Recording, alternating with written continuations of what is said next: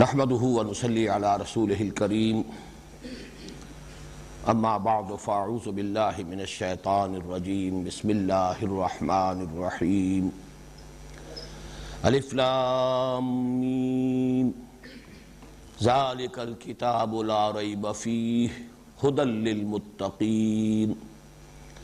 الف لام ميم ذلك الكتاب لا ريب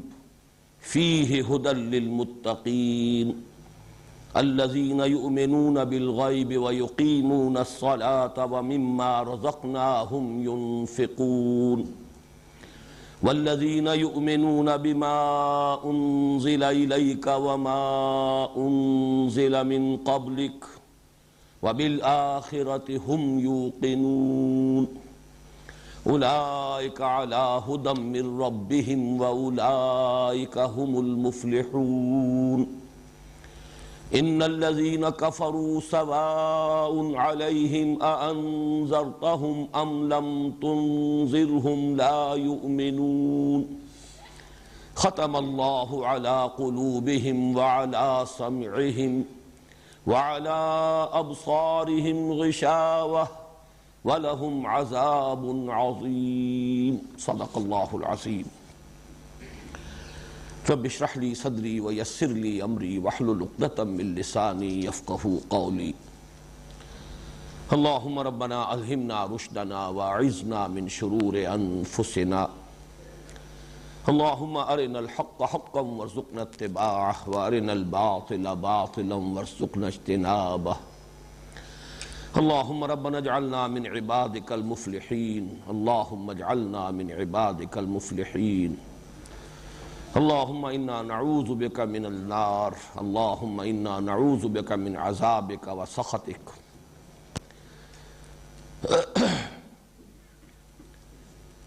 کل ہم نے سورہ بقرہ کی پہلی آیت جو حروف مقطعات پر مشتمل ہے اس پر گفتگو کرنی تھی۔ سورہ بقرہ کی دوسری آیت کو میں نے کل بھی تلاوت کے دوران 2 مرتبہ پڑھا اور آج بھی اس کو دہرایا۔ اس کی وجہ یہ ہے کہ اس میں معانقہ ہے، یہ چونکہ بار بار یہ معاملہ قرآن مجید میں آئے گا اس لیے یہی سمجھ لیجئے۔ بہت سے مواقع ایسے ہیں قرآن حکیم کے کہ جہاں کسی ایک لفظ یا کسی ایک ترکیب یا ایک ٹکڑے سے پہلے بھی 3 نقطے بنے ہوئے ہیں اور اس کے بعد بھی 3 نقطے بنے ہوئے ہیں۔ اس کے معنی یہ ہے کہ اس حصے کو 2 طرح سے پڑھا جا سکتا ہے۔ آیت کے سابق حصے سے ملا کر پڑھیے تب بھی صحیح ہے، ورنہ جو اس کے بعد لاحق ہے، بعد میں آنے والا ہے، اس کے ساتھ ملا کر پڑھیے تب بھی صحیح ہے۔ ذالک الکتاب لا ریب فیہ، یہاں رک کر ھدی للمتقین، یا ذالک الکتاب لا ریب فیہ ھدی للمتقین۔ یہ فیہ سے قبل بھی اور فیہ کے بعد بھی یہ 3 نقطے جو لگے ہوئے ہیں یہ علامت ہے معانقہ کی۔ یہ جو دوسری آیہ مبارکہ ہے اس میں کچھ نحوی اشکالات ہیں۔ جہاں تک ترجمے کا تعلق ہے اگرچہ اس کے ضمن میں کوئی اختلاف نہیں ہے۔ ذالک الکتاب لا ریب فیہ، یہ وہ کتاب ہے، اس میں کوئی شک نہیں ہے، یہ ہدایت ہے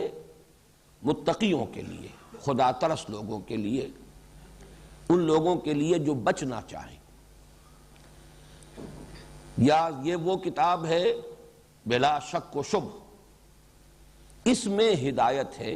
متقیوں کے لیے، بچنے والوں کے لیے۔ یہ معانقے سے جو دونوں امکانات پیدا ہوئے وقف کے، ان کے اعتبار سے جو ترجمے میں تھوڑا سا فرق واقع ہو جائے گا وہ میں نے واضح کر دیا۔ ظاہر بات ہے کہ اس میں قرآن حکیم کا تذکرہ ہو رہا ہے اس آیہ مبارکہ میں، تو جو نوٹ کرنے کی بات یہ ہے کہ جب یہ ہم پڑھتے ہیں تو قرآن حکیم مصحف ہمارے سامنے ہے، اور ذالکہ یہ کہا جاتا ہے کہ یہ اشارہ بعید ہے، ھذا اشارہ قریب اور ذالکہ اشارہ بعید۔ لیکن یہاں یہ سامنے کی جو رکھی ہوئی کتاب ہے اس کو پڑھتے ہوئے جب ہم ذالکہ کا لفظ پڑھتے ہیں اشارہ بعید کے لیے تو اس میں کچھ سوالات پیدا ہوتے ہیں۔ تو اس کو سمجھ لیجئے کہ اگرچہ علم صرف میں تو یہی بات پڑھائی جائے گی کہ یہ اشارہ بعید ہے، یہ اشارہ قریب ہے، لیکن یہ بعید اور قریب کے استعمالات اور اس سے پھر معنی اور بیان میں جو مختلف آراء وجود میں آتی ہیں، ان میں یہ بھی ہے کہ اگر کسی شے کا تذکرہ پہلے کیا جا چکا ہو دوران گفتگو، یا کوئی شے ایسی ہو کہ جس کا ذہن میں تصور موجود ہو، تو اس کی طرف اشارہ ذالکہ سے کریں گے۔ اور دوسرے یہ کہ بسا اوقات کسی چیز کی تعظیم کے لیے بھی اشارہ قریب کو سمجھا جاتا ہے کہ مناسب نہیں ہے، یہ کے اندر تعظیم کا پہلو نہیں، وہ اس میں ایک تعظیم کا پہلو ہے، تو یہ دونوں مفہوم سامنے رہیں تو پھر ذالکہ کا یہاں استعمال بہت مناسب ہے۔ یہ وہ جو ہے اسی مفہوم میں ہمارے ہاں بھی الفاظ مستعمل ہیں، آن حضرت۔ اب آن جو ہے یہ این کے مقابلے میں اشارہ بعید ہے، این یہ حاذا، اور آن وہ یہ اشارہ بعید ہے، لیکن یہ آن حضرت، آن حضور، یا یہ کہ ایک جو ہماری قدیم زبان ہے، جو لٹریری زبان ہے، اس میں جب خطوط وغیرہ لکھے جاتے تھے تو آن محترم آپ نہیں کہتے تھے کہ آپ سے میں یہ عرض کرتا ہوں، آن محترم سے یہ گزارش ہے، آن جناب سے یہ گزارش ہے۔ تو یہ الفاظ بھی در حقیقت اسی مفہوم میں، جس مفہوم میں کہ یہاں ذالکہ کا لفظ تعظیم کے طور پر آ رہا ہے، ایسے ہی وہ فارسی کا آن جو ہے یہ بھی تعظیم کے طور پر، آن جناب، آن محترم، آن حضور۔ ذالک الکتاب، یہ وہ کتاب ہے۔ اب یہاں الکتاب جو ہے الف لام اس پر لگا ہوا ہے، اس سے یہ معرفہ بن گیا، اور معرفہ یقیناً اب یا تو یہ کہ الف لام کا ایک فائدہ ہوتا ہے کہ وہ استغراق، تمام چیزوں کا احاطہ کرنے والا، یا لام جنس، وہ یہ نہیں ہے، یہ لام عہد ہے، کسی کتاب کا تصور ذہن میں موجود ہے، اس اعتبار سے ترجمہ کیا جاتا ہے اور صحیح ہے، یہ وہ کتاب ہے، یا یہ کتاب موعود ہے، یہ وہ کتاب ہے، اس میں اشارہ ہو جائے گا جس کا تم نے خود درخواست کی، اہدنا الصراط المستقیم میں تم نے جو سوال کیا، یہ اس سوال کا جواب ہے اس کتاب میں، یہ وہ کتاب ہے، یا یہ وہ کتاب ہے جس کے بارے میں پیشین گوئی موجود تھی تورات میں۔ یہ میں عرض کر چکا ہوں جب تعارف قرآن کے ضمن میں کچھ گفتگو ہو رہی تھی کہ تورات کی جو کتاب استثناء ہے اس میں ایک پیشین گوئی موجود ہے ان الفاظ میں۔ حضرت موسیٰ علیہ السلام سے خطاب کرتے ہوئے اللہ تعالیٰ نے فرمایا تھا کہ میں ان کے لیے، یعنی بنی اسرائیل کے لیے، ان کے بھائیوں میں سے تیرے مانند ایک نبی اٹھاؤں گا۔ اب یہاں خطاب ہے حضرت موسیٰ سے، یعنی اے موسیٰ تمہارے مانند میں ایک نبی اٹھاؤں گا ان کے لیے، ان کے بھائیوں میں سے، اور بھائیوں سے مراد ہو سکتا ہے بنی اسرائیل کے بھائی بنی اسماعیل ہیں، حضرت ابراہیم علیہ السلام کے بیٹے اسماعیل، ان سے یہ نسل ہے قریش جن میں حضور صلی اللہ علیہ وسلم کی بعثت ہوئی، اور پھر ان کے پوتے یعنی حضرت اسحاق کے بیٹے حضرت یعقوب، ان سے وہ دوسری شاخ چلی نسل کی، وہ بنی اسرائیل کہلاتے ہیں۔ تو میں ان کے لیے، ان کے بھائیوں میں سے تیرے مانند ایک نبی اٹھاؤں گا جس کے منہ میں اپنا کلام ڈالوں گا، وہ جو بات کہے گا میرے نام سے کہے گا۔ یہ جو پیشین گوئی ہے در حقیقت قرآن مجید کے بارے میں، تو گویا کہ یہاں اشارہ ہو رہا ہے ذالک الکتاب، یہ وہ کتاب ہے، یہ کتاب موعود ہے، یا یہ کتاب ہدایت ہے جس کی تم نے درخواست کی، اہدنا الصراط المستقیم۔ تو الف لام کے اضافے سے یہ اضافی معنی پیدا ہو گئے۔ لا ریب فیہ، اس میں کوئی شک نہیں۔ لا ریب فیہ کے دو مفہوم لیے گئے ہیں، ایک تو اس میں کوئی شک نہیں، یعنی اس میں کوئی بات ایسی نہیں ہے جو قابل شک ہو، یہ کتاب کل کی کل یقینی ہے، یقینی امور پر مشتمل ہے۔ یہ دعویٰ بہت بڑا ہے، دنیا میں شاید ہی کوئی کتاب اور ایسی ہو کہ جس کا آغاز اس دعوے کے ساتھ ہوتا ہو، اور یہ تو دنیا نے مانا ہے کہ کم سے کم اس پہلو سے تو کوئی شک نہیں کیا جا سکتا کہ یہ وہی کتاب ہے جو محمد نے صلی اللہ علیہ وسلم اپنی امت کو عطا کی۔ جو نہیں بھی مانتے اسے کلام اللہ، وہ بھی یہ مانتے ہیں کہ اس کا ٹیکسٹ بالکل پیور ہے، اس میں کہیں کوئی تحریف نہیں ہوئی ہے، اس میں کوئی تبدیلی نہیں ہوئی ہے، بجن سے ہی یہ وہی کتاب ہے جو محمد نے صلی اللہ علیہ وسلم اپنی امت کو عطا کی۔ ہمارا اس کے بعد اس سے مزید یقین اور ایمان یہ ہے کہ یہ وہی کتاب ہے جو اللہ نے حضور کو عطا فرمائی اور حضور نے امت کو عطا فرمائی۔ لیکن جو نہیں مانتے حضور کو نبی، وہ بھی اس درجے تک تسلیم کرنے پر مجبور ہے کہ یہ وہ کتاب ہے، یہ کتاب محفوظ ہے۔ اس لیے اس اعتبار سے اس میں کوئی شک نہیں کہ یہ وہی کتاب ہے جو محمد صلی اللہ علیہ وسلم نے اپنی امت کو عطا کی، اور ہمارے نزدیک یہ وہی کتاب ہے جو اللہ نے اپنے بندے محمد صلی اللہ علیہ وسلم پر نازل فرمایا، اس میں کوئی شک نہیں۔ دوسرے یہ کہ اس کے کتاب اللہ ہونے میں کوئی شک نہیں، یہ در حقیقت اس کا دوسرا مفہوم ہے، بلکہ بعض مفسرین نے اس پر تفصیل سے کلام کیا ہے کہ یہی زیادہ موضوع ہے۔ لا ریب فی، اس میں کوئی شے قابل شک نہیں ہے، اس میں جو امور بیان ہوئے ہیں سب یقینی ہیں، اس میں جو خبریں دی گئی ہیں سب یقینی ہیں، اس میں جو پیشین گوئیاں ہیں وہ سب یقینی ہیں، اس میں جو حقائق بیان ہوئے ہیں وہ سب یقینی ہیں، ان میں جو اوامر اور نواہی ہیں وہ بھی عقل محکم کی بنیاد پر ہیں، پختہ ہیں، محکم ہیں، یقینی ہیں۔ لیکن یہ کہ یہ دوسرا پہلو کہ یہ کتاب اللہ ہے، اس کے کتاب اللہ ہونے میں کوئی شک نہیں۔ اس طریقے سے یہ ایک ہی گویا کہ سٹیٹمنٹ بن جائے گا، ذالک الکتاب لا ریب فیہ، یہ وہ کتاب موعود ہے اور اس کے کتاب موعود ہونے میں، یا یہ وہ کتاب الہی ہے اور اس کے کتاب الہی ہونے میں کوئی شک نہیں۔ اس میں جو ترکیب نحوی ہے اس پر بھی ذرا توجہ کر لیں۔ ذالک الکتاب،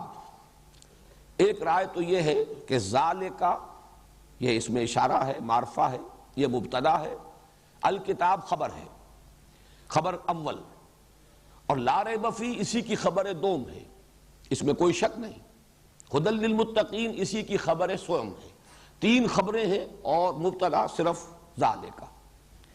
ایک رائے یہ کہ ذالک الکتاب اشارہ مشار الیہ مل کر یہ مبتدا ہے اور باقی خبر ہے لا ریب فیہ، یہ خبر ہے، خبر اول ھدی للمتقین خبر دوم۔ ایک اور رائے بھی ہے کہ اس سے پہلے مبتدا محذوف ہے،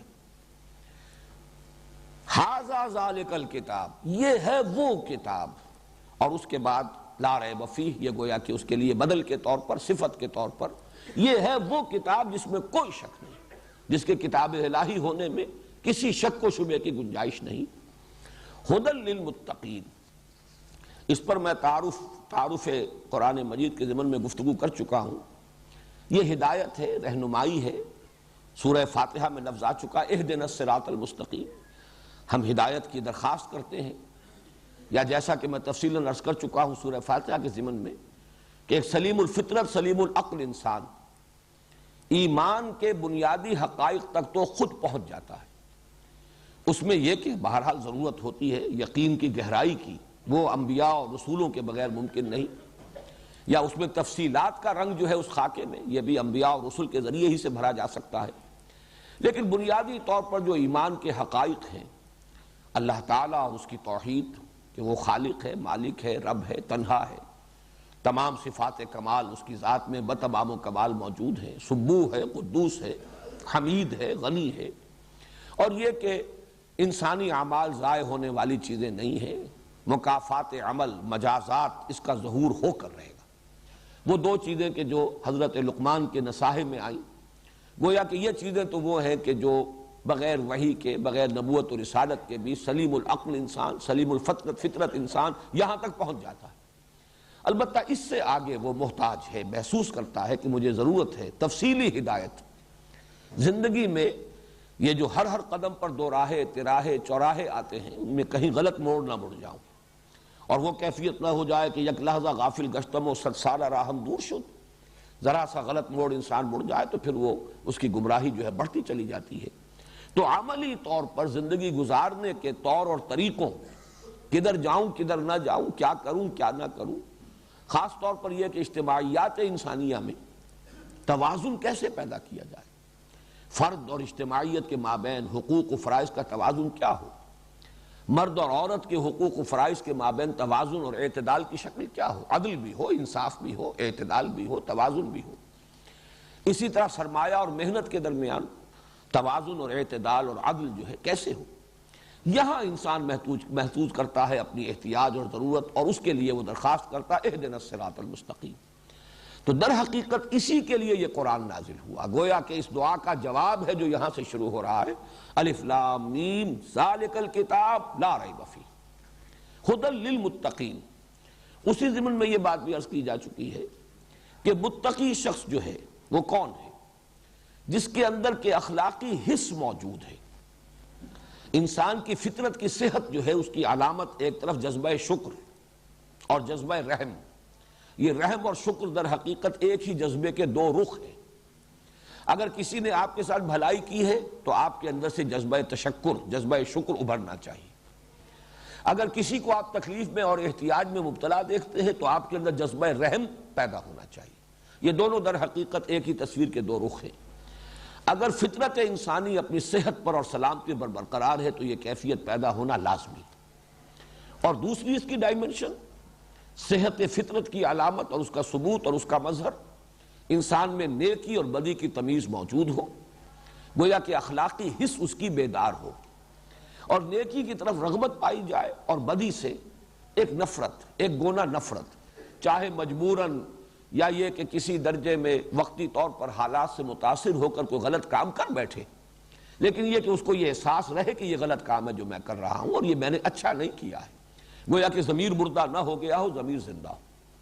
اور یہی کیفیت ہے جو تقویٰ کا نقطہ آغاز ہے۔ اصل میں یہ جو دو رکوع ہیں اس سورہ بقرہ کے، جن کے بارے میں کل میں عرض کر چکا ہوں کہ یہ تمہیدی نوعیت کے ہیں، ان کے ضمن میں خاص طور پر نوٹ کر لیجئے کہ میں نے تعویل عام اور تعویل خاص، یہ دو اصطلاحات ہیں جو تمہیدی گفتگو تھی تعارف قرآن کے بارے میں، اس کے ضمن میں ان اصطلاحات کی تشریح میں نے کی تھی کہ قرآن حکیم ایک خاص وقت میں، ایک خاص ٹائم اینڈ سپیس کمپلیکس میں نازل ہوا ہے۔ یوں سمجھیے کہ 610 سے لے کر سن عیسوی 610 سے اور 632 تک کا یہ تو ہے وقت کا زمانہ ہے کہ جس میں قرآن نازل ہوا۔ پھر یہ کہ اس کے جغرافیائی اور وہ جو معاملات ہیں کہ کہاں نازل ہوا، حجاز میں نازل ہوا، اکثر و بیشتر حجاز میں نازل ہوا، اس لیے کہ مکہ مکرمہ بھی حجاز میں ہے، اور مکی دور میں آپ کے جو سفر ہوئے وہ سب کے سب حجاز میں تھے، طائف بھی حجاز کا شہر ہے، پھر ہجرت فرما کر آپ مدینہ تشریف لے گئے، وہ بھی حجاز کا شہر ہے۔ تو مکی صورتیں، مدنی صورتیں، پھر سفر آپ نے کیے ہیں جو جنگ کے سلسلے میں، مختلف غزوات کے سلسلے میں، وہ تقریباً سب کے سب حجاز میں ہیں۔ سب سے طویل سفر آپ کا جو ہے غزوہ تبوک کے لیے، وہ بھی حجاز کا سرا کہا جا سکتا ہے۔ تو قرآن نازل ہوا 610 سے 632 تک کے درمیانی عرصے میں، اور حجاز میں نازل ہوا۔ اب وہاں ایک قوم تھی، اس قوم کے کچھ عقائد تھے، نظریات تھے، اس کی کچھ اخلاقی حالت تھی، اس کی کچھ ثقافتی اور اجتماعی اور تہذیبی کیفیات تھیں۔ یہ بھی ایک خاص پس منظر ہے جس میں قرآن نازل ہو رہا ہے، اس لیے کہ وہ لوگ اس کے اولین مخاطب ہیں۔ اسی طریقے سے جو آیات نازل ہوئی ہیں مختلف مواقع پر اور صورتیں، ان کا پھر ایک واقعاتی پس منظر بھی ہے، کب نازل ہوئی۔ اب یہ سورہ مبارکہ جیسے کہ کل میں وضاحت سے عرض کر چکا ہوں، یہ نازل ہوئی ہے مدینہ منورہ میں ہجرت کے بعد،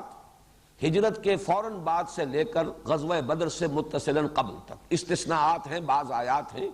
کہ جو پہلے یا بعد میں نازل ہوئی، لیکن یہ کہ اکثر و بیشتر زیادہ زیادہ 5-6 آیات ایسی نکلے گی پوری سورہ مبارکہ میں کہ جو اس عرصے سے باہر ہوں، ورنہ یہ کہ پوری سورت جو ہے اس عرصے میں نازل ہوئی۔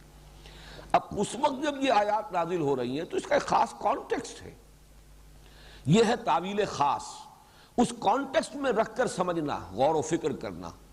کہ اس وقت ان کا کیا مفہوم واضح ہوا، کیا سمجھا گیا۔ جنہوں نے پہلی مرتبہ یہ آیات سنی محمد الرسول اللہ صلی اللہ علیہ وسلم کی زبان مبارک سے، انہوں نے کیا سمجھا۔ بسا اوقات آیات میں گویا کہ انگلی تو بہرحال نہیں اٹھائی جاتی، لیکن گویا کہ انگلی اٹھا کر اشارہ کر دیا جاتا ہے، ایک روح سخن ہے، اشارہ ہے گفتگو میں۔ لیکن یہ کہ دوسری طرف یہی کلام پاک ہے جو ابدی ہدایت اس کے اندر ہے، ہمیشہ ہمیش کے لیے ہدایت ہے۔ یہ صرف اس دور کے لوگوں کے لیے نازل نہیں ہوا، اس خاص علاقے کے لوگوں کے لیے نازل نہیں ہوا، بلکہ یہ تو پوری نوع انسانی کی ہدایت کے لیے نازل ہوا، ابد الآباد تک کے لیے، تا قیام قیامت تمام انسانوں کی ضروریات اس کو پورا کرنی ہے۔ اس کے اعتبار سے یہ ہے الاعتبار لعموم اللفظ لا لخصوص السبب، یہ اصول ہے کہ جب قرآن مجید پر غور کیا جائے گا تو تعویل عام جب کی جائے گی تو الفاظ کے عموم پر نگاہ ہوگی۔ اگر اسے اس کے تاریخی پس منظر سے کاٹ بھی دیا جائے، فرض کیجئے کسی کو نہیں معلوم ہے کہ اس کا تاریخی پس منظر کیا ہے ان آیات کا یا اس سورت کا، تب بھی تو بہرحال یہ الفاظ ہے، الفاظ کے معنی ہے، ان الفاظ کا جو عموم ہے معنی کے اعتبار سے اس کو سامنے رکھ کر غور کیا جائے تو یہ تعویل عام ہوگی۔ ان دو رکوعوں کے اعتبار سے بڑی اہمیت ہے اس کی کہ اس کو علیحدہ علیحدہ سمجھا جائے. تعویل خاص کے حوالے سے اس کا مفہوم کیا ہے اور تعویل عام کے حوالے سے اس کا مفہوم کیا ہوگا. اس لیے کہ یہاں اب جن متقیوں کا ذکر ہو رہا ہے، اس لیے کہ میں کل عرض کر چکا ہوں 3 گروہوں کو علیحدہ علیحدہ اللہ تعالیٰ نے نمایاں کر دیا ہے، ممیز کر دیا ہے. ایک وہ لوگ ہیں جو اس قرآن کی سے ہدایت پا سکتے ہیں یا جنہوں نے اس قرآن سے ہدایت پائی ہے. اس لیے کہ یہاں آپ دیکھیں گے کہ پہلی 5 آیات جو ہیں ان میں جہاں دوسری آیت میں لفظ آیا ہے ھدی للمتقین، لیکن اختتام ہو رہا ہے اولئک علی ھدی من ربہم. یہ کتاب ہدایت ہے ایسے متقیوں کے لیے جن کی یہ صفات آ رہی ہیں، اور یہ متقی لوگ اپنے رب کی طرف سے ہدایت پر ہیں. یہ گویا کہ دونوں مفہوم ہو گئے کہ ابتدا میں تو یہ بیان کیا جا رہا ہے کہ اس کی ہدایت سے استفادہ کون کر سکتے ہیں یا کنہوں نے کیا ہے، اور آخر میں بیان کر دیا کہ یہی لوگ ہیں کہ جو گویا کہ اس کتاب کی طرف سے جو ہدایت ملی ہے یہ اس کا مرقع ہے، اس کا نمونہ ہے. اگر دیکھنا ہو جیسے کہ ہم کہتے ہیں کہ درخت کو اس کے پھل سے پہچانا جاتا ہے، اس کتاب کی تاثیر کو دیکھنا ہو، اس کی ہدایت کے اثرات کو دیکھنا ہو، اس کی جو کیمیا گری ہے اس کا مشاہدہ کرنا ہو تو دیکھ لو. یہ محمد کے ساتھی موجود ہیں، یہ ابو بکر ہیں، یہ عمر ہیں، یہ حمزہ ہیں، یہ طلحہ ہیں، یہ زبیر ہیں، یہ مصعب بن عمیر ہیں. یہ تمام جو ساتھی ہیں محمد کے صلی اللہ علیہ وسلم، یہ اس درخت کے پھل ہیں. ان سے پہچانو کہ یہ کتاب ہدایت کتنی عظیم ہے. اس اعتبار سے تو گویا کہ تعویل خاص جو میں کر رہا ہوں اس کی روح سے تو ان کا ہدف اور ان کا مصداق ہے صحابہ کرام، جن کی ایک بڑی جمعیت حضور کے ساتھ منتقل ہوئی ہے، ہجرت کر کے نقل مکانی کر کے مدینے آئی ہے. حضور تنہا تو نہیں آئے، بلکہ آپ کے علم میں ہے کہ اکثر صحابہ جو ہیں وہ تو پہلے تشریف لا چکے ہیں مدینہ منورہ میں. حضور نے کافی پہلے اجازت دے دی تھی صحابہ کو کہ چلے جاؤ، اور خود منتظر رہے یہاں تک کہ واضح اور صریح اجازت اللہ تعالیٰ کی طرف سے آ گئی، تب پھر آپ نے سفر کیا ہجرت کا. تو یہ گروہ ہے کہ جو پہنچ گیا مدینے میں، گویا کہ ان کی طرف انگلی اٹھا کر اشارہ کیا جا رہا ہے کہ اس کتاب کی برکات کا اگر مشاہدہ کرنا ہو، اس کے اندر جو ہدایت مضمر ہے اگر اس کا ایک ثبوت دیکھنا ہو تو دیکھ لو یہ صحابہ کی جماعت موجود ہے. یہ تو ہوئی تعویل خاص. اور تعویل عام کیا ہوگی کہ ہمیشہ کے لیے بھی اس کتاب سے اگر کسی کو ہدایت پانی ہے تو اس کی کچھ شرائط ہیں. جب تک یہ شرائط پوری نہیں کی جائیں گی اس کتاب کی ہدایت سے انسان استفادہ نہیں کر سکے گا. وہ بھینس کے آگے بینگ بجانے کے مترادف ہو کر رہ جائے گی یہ کتاب. اس لیے کہ یہ شرائط ہوں گی تو استفادہ ہوگا. اس اعتبار سے صرف لفظ تقوی پر غور کیجئے کہ ھدی للمتقین، تقوی کی اصل اساس کیا ہے؟ تقوی بنا ہے وقا یقی سے. وقا کے معنی بچانا، اسی سے وہ فعل امر ہے جو اس دعا میں ہے وقنا عذاب النار. اگرچہ فعل امر صرف قے ہے، واو تو اس میں حرف عطف ہے، لیکن یہ کہ عام طور پر وہ وقا سے شاید زیادہ لوگ سمجھ لیں، یاد رہ جائے. وقنا عذاب النار ہمیں بچا آگ کے عذاب سے. لیکن یہ کہ اس سے جب باب افتعال میں مصدر آتا ہے افتقا واو کے ساتھ، وقا سے افتقا بنے گا، لیکن وا اور تا جو ہے یہ مل کر اتقا، تے پر اب تشدید ہو گئی. اتقا کے معنی بچنا. یہ اس کا لغوی مفہوم ہے بنیادی، بچنا، بچنے کی خواہش رکھنے والے. کس چیز سے بچنا؟ یعنی وہی جو بات میں نے عرض کی تھی کہ جن کی فطرت صحت پر قائم ہے، پرورٹ نہیں ہوئی، جن کی فطرت مسخ نہیں ہوئی، وہ فطرت اگر اپنی صحت اور سلامتی پر برقرار ہے تو ان کے اندر اخلاقی حس ہوگی. وہ پہچانیں گے کہ یہ نیکی ہے، یہ بدی ہے، اور بدی سے بچنا چاہیں گے. یہ جن کے اندر جذبہ ہے گویا کہ وہ طالب ہدایت ہے. انہیں ہے کہ جس کو کہ فائدہ پہنچائے گی یہ اس قرآن مجید کی ہدایت ھدی للمتقین. اور اسی کا اگر تقابل آپ کریں آگے چل کر اسی سورہ مبارکہ میں جہاں رمضان مبارک کا ذکر آیا ہے، شہر رمضان الذی انزل فیہ القرآن ھدی للناس وبینات من الھدی والفرقان، تو وہاں ھدی للناس تمام لوگوں کے لیے ہدایت. اور کل جو میں نے آپ کو سنائی تھی سورہ آل عمران کے آغاز میں بھی ھدی للناس تمام لوگوں کے لیے ہدایت. اب ان دونوں میں بھی بلکہ مجھے یاد آ گیا کہ ستیارتھ پرکاش نامی ایک کتاب لکھی گئی تھی، اب آج سے یہ 60-70 سال قبل کی بات ہے. وہ سوامی کہلاتے ہیں ہندوؤں کے، دیانند سرسوتی. ان کا جو 14واں باب تھا اس کتاب کا، اس میں قرآن مجید پر اعتراضات تھے. ان میں سے ایک اعتراض بڑا یہ تھا کہ عجیب کتاب ہے، ھدی للمتقین، متقیوں کے لیے ہدایت. تو متقی تو پہلے ہی پرہیزگار ہیں، خدا ترس ہیں، نیک ہیں، تقویٰ کے معنی یہ ہے متقی انسان. اب اسے ہدایت کی کیا ضرورت ہے؟ ہدایت کی ضرورت ہے گمراہوں کو، بھٹکے ہوئوں کو، جو کہیں تلاش حق میں ابھی سرگرداں ہوں ان کو. یہ ھدی للمتقین، پہلے ہی سے تقویٰ کسی کے پاس ہے تو اسے ہدایت کی ضرورت کیا ہے؟ تب اس کو سمجھ لیجئے کہ اس تقویٰ کا اصل میں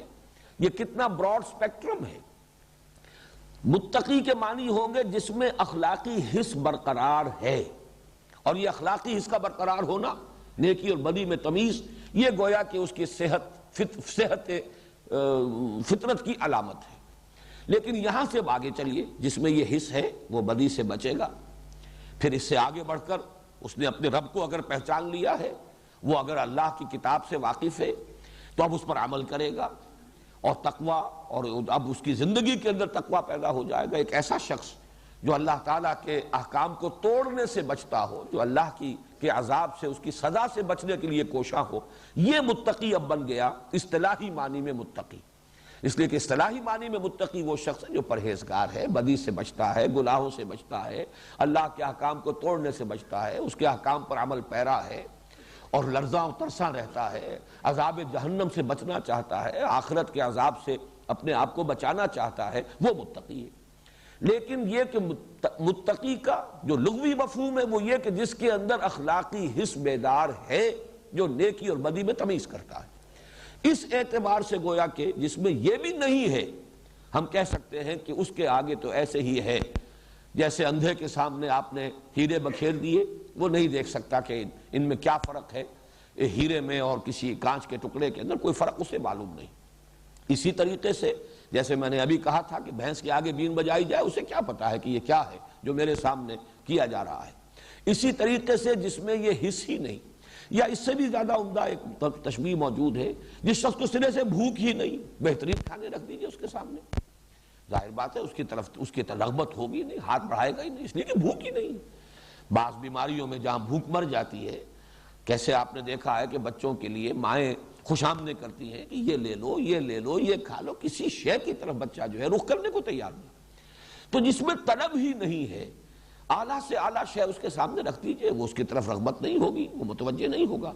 اس اعتبار سے ھدی للمتقین، یہ گویا کہ اگر ابتدائی لغوی مفہوم ہو تو یہ تعویل عام ہے. قرآن سے ہدایت کی شرط لازم یہ ہے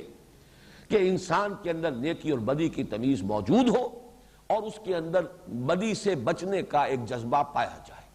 اگر یہ طلب ہے تو قرآن مجید کی ہدایت سے استفادہ کر سکے گا، ورنہ نہیں.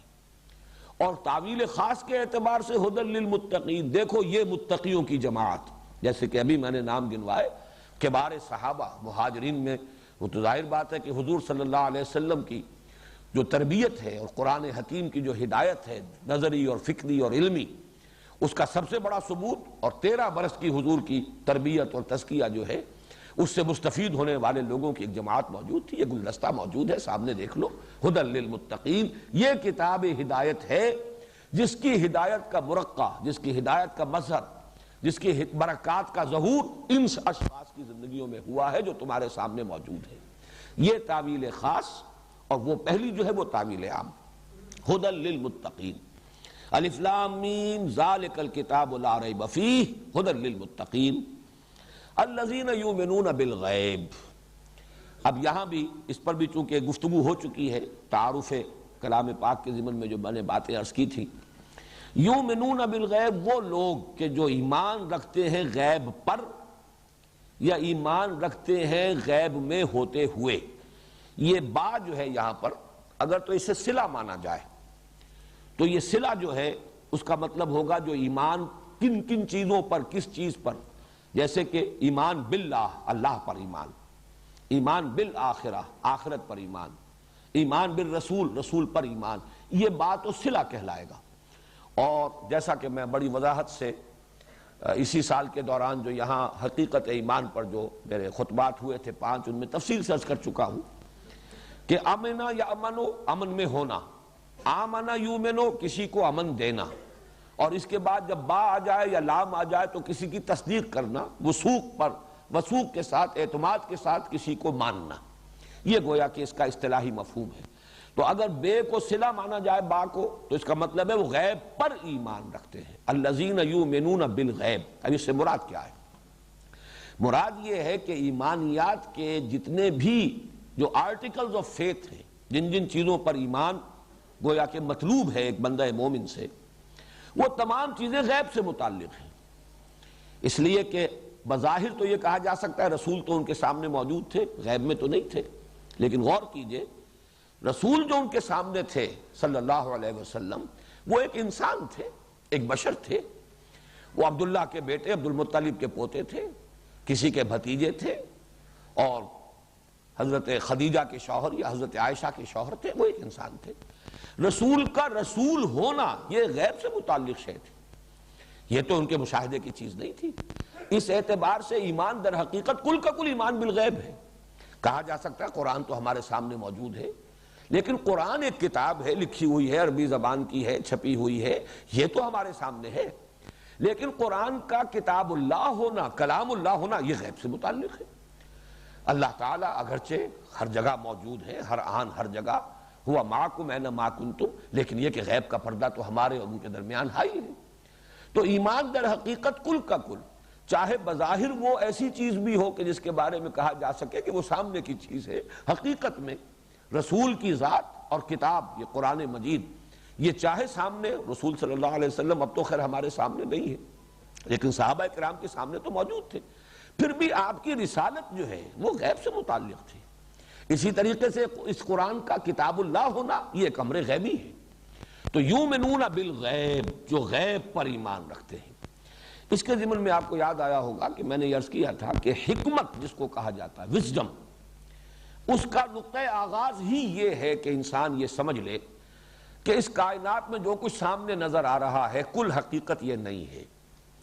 یا یہ سمجھ لے کہ ہمارے جو حواس ہیں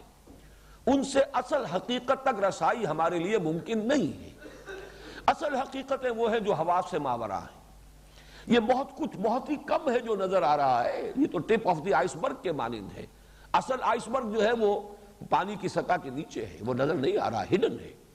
اس حقیقت کو جان لینا یہ گویا کہ حکمت کا نقطۂ آغاز ہے۔ میں نے وہ آپ کو حوالے بھی دیے تھے،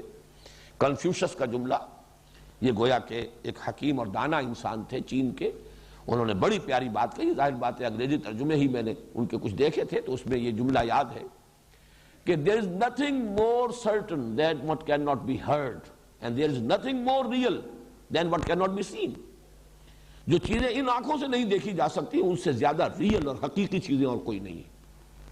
اور جو چیزیں جو باتیں ان کانوں سے نہیں سنی جا سکتی ان سے زیادہ یقینی باتیں کوئی نہیں۔ تو معلوم ہوا کہ ہمارے جو حواس ہیں وہ تو بہت تھوڑی سی دور تک ان کی رسائی ہے، دائرہ جو ہے بہت ہی ان کی رسائی کا دائرہ بہت محدود ہے۔ اصل حقائق وہ ہے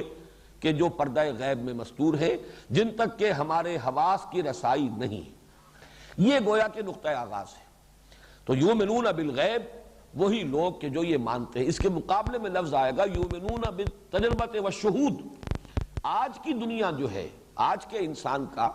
جو اصل ذہن کا تانا بانا بنا ہے اس کے فکر کا، میرا جو کتاب چاہ اسلام کی نشرت ثانیہ کرنے کا اصل کام، اس کے آغاز میں نے اسی پر بحث کی ہے۔ آج کا انسان جو ہماری یہ سائنٹیفک ایرا ہے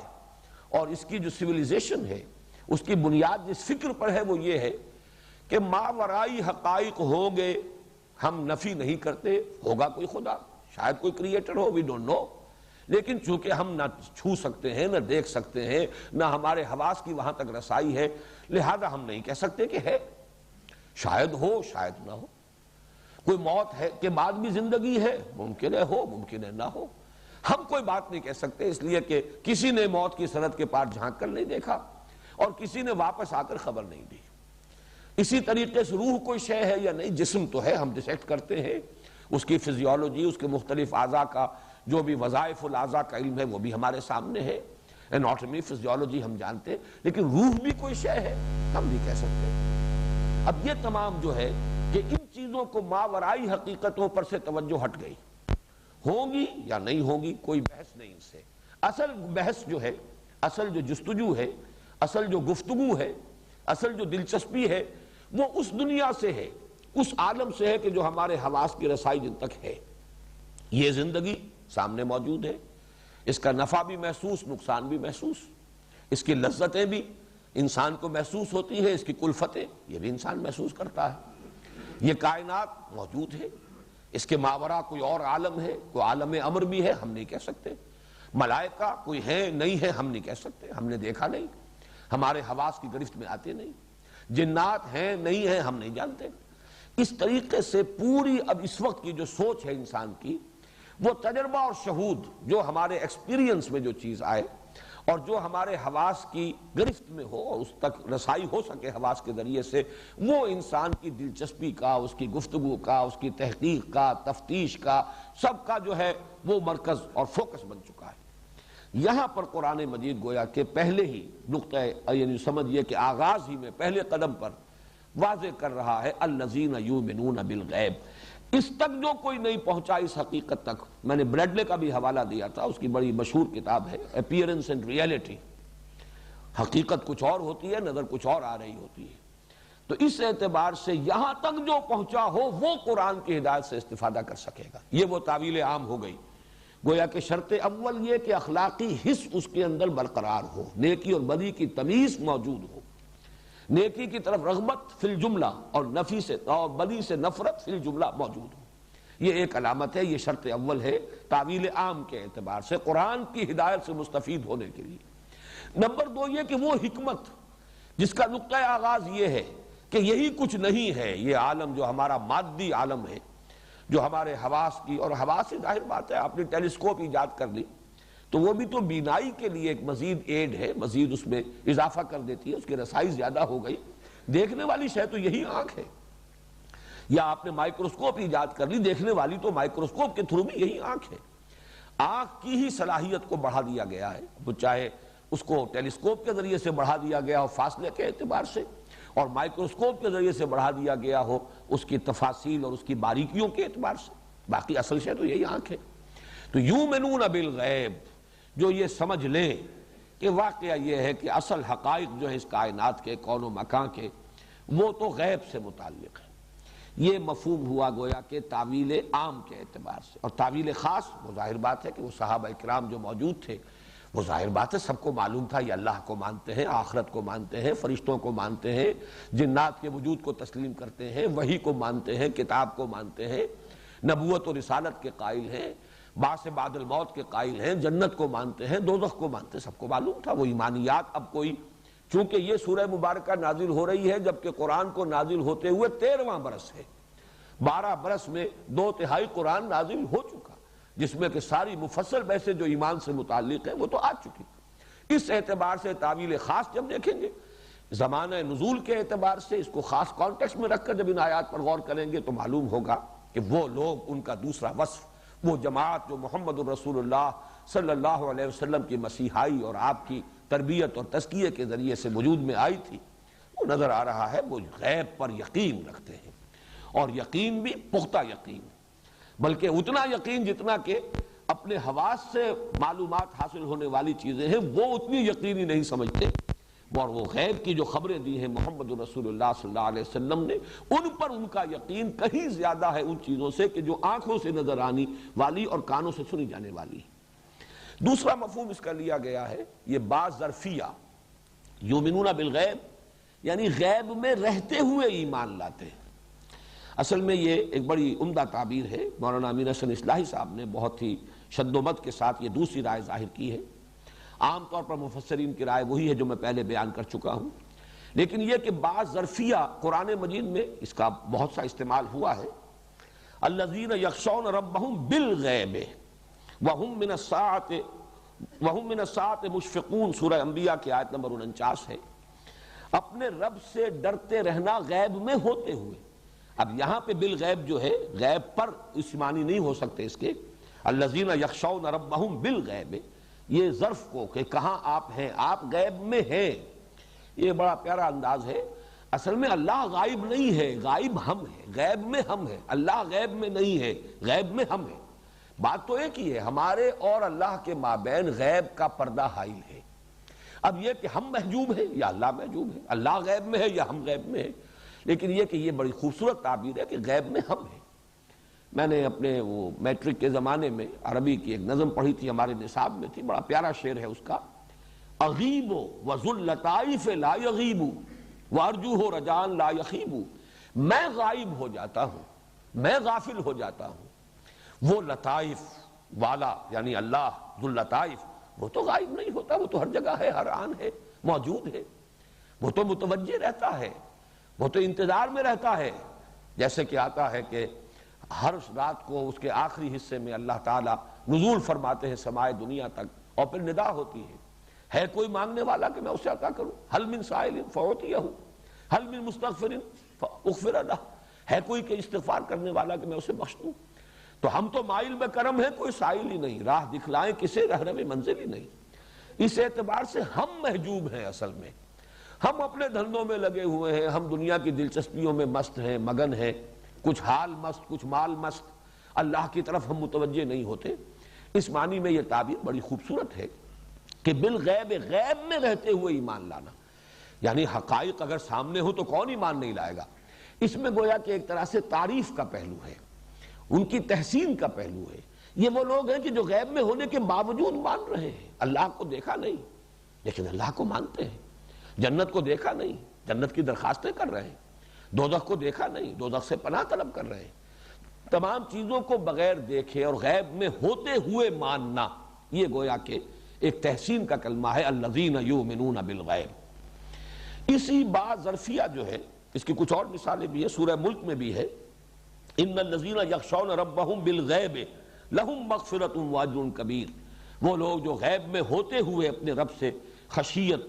اور اپنے رب سے ڈرتے رہتے ہیں، ان کے لیے مغفرت بھی ہے اور بہت بڑا اجر اور ثواب ہے۔ یا سورہ فاطر میں ہے، انما تنذر الذین یخشون ربہم بالغیب واقاموا الصلاۃ، اے نبی آپ خبردار کر سکتے تھے انہی لوگوں کو جو اپنے رب سے ڈرتے ہیں غیب میں ہونے کے باوجود۔ تو گویا کہ ہم غیب میں ہیں۔ اس کا ایک اور مفہوم لیا گیا ہے، وہ یہ ہے کہ یؤمنون بالغیب، اس میں گویا کہ ایک طرح سے اشارہ کیا جا رہا ہے منافقین کی طرف، جیسا کہ اگلے رکوع میں بات آئے گی، اب اگلے ہفتے ہم اسے پڑھیں گے۔ یہ منافق کون تھے؟ یہ مسلمانوں کی مجلس میں آ کر تو دعویٰ کرتے تھے کہ ہم ایمان رکھتے ہیں، مانتے ہیں محمد کو صلی اللہ علیہ وسلم، مانتے ہیں قرآن کو، لیکن یہ کہ جب وہ غیب میں ہوتے تھے وہ اپنی مجلسوں میں جا کر استہزاء کرتے تھے، تمسخر کرتے تھے، مذاق اڑاتے تھے۔ تو گویا کہ ان پر ایک تعریض ہے،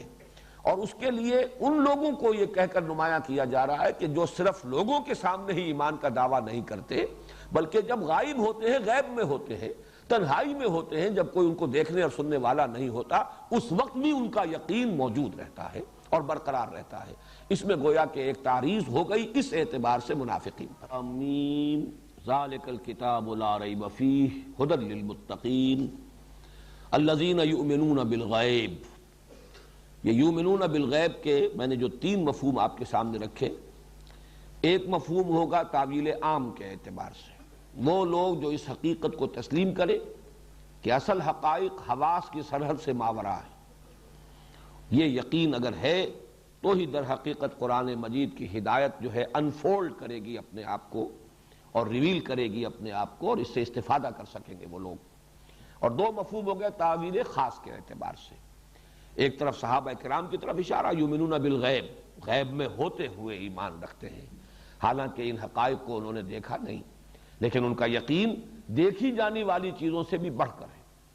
اور ایک اعتبار سے تعریض ہو گئی منافقین پر کہ جو کہتے تو ہیں مجلس میں آ کر لوگوں کے سامنے اہل ایمان سے کہتے ہیں، وَإِذَا لَقُوا الَّذِينَ آمَنُوا قَالُوا آمَنَّا وَإِذَا خَلَوْا إِلَىٰ شَيَاطِينِهِمْ قَالُوا إِنَّا مَعَكُمْ إِنَّمَا نَحْنُ مُسْتَهْزِئُونَ۔ اس اعتبار سے یہ گویا کہ ایک تعریض کا انداز ہوگا۔ وَيُقِيمُونَ الصَّلَاةَ، اور قائم کرتے ہیں نماز۔ اب ان میں سے ہر لفظ کے اگر اصطلاحی اور لغوی بحث ہم نے کی تو پھر ہم آگے نہیں بڑھ سکیں گے، یہ اصطلاحات ہیں۔ نماز، صلاۃ، اس کا مفہوم پہلے میں عرض کر چکا ہوں کہ اصل میں تو توجہ، عنایت کسی کی طرف یا کسی کی طرف التفات، کہ اقدام اس کی طرف، دعا، مناجات، یہ تمام اس لفظ کے کا اصل مفہوم ہے۔ اقامت، اقامہ یقیمو، کسی چیز کو کھڑا کرنا، سیدھا کرنا، قائم کرنا، مراد کیا ہے؟ نماز کا پورا ایک نظام۔ یہ صرف ایسے ہی نہیں کہ آف اینڈ آن، جب چاہا جی چاہا تو کبھی مناجات کر لی، نہیں جی چاہا تو نہ کی، بلکہ یہ کہ اسے ایک مستقل اپنی زندگی کے معمولات کے اندر ایک مستقل پروگرام کی حیثیت سے اس کو شامل کرنا اور اس کا التزام، بلکہ جیسا کہ میں اس کو تعبیر کیا کرتا ہوں کہ ایسی کیفیت ہو جائے کہ انسان کے معمولات جو ہیں 24 گھنٹے کے، ان میں نماز گویا کہ کھوٹے کے مانند ہو کہ ساری چیزیں اس کے گرد گھوم رہی ہوں اور اسی سے بندھی ہوئی ہوں۔ کبھی کوئی اپوائنٹمنٹ ہے، کوئی پروگرام ہے، کہیں کوئی اور کسی طرح کا معاملہ ہے، تو اس سب کو انسان اپنے پلاننگ کے اندر نماز کے حوالے سے اس کے لیے نظام العمل اور نظام الاوقات بنائے۔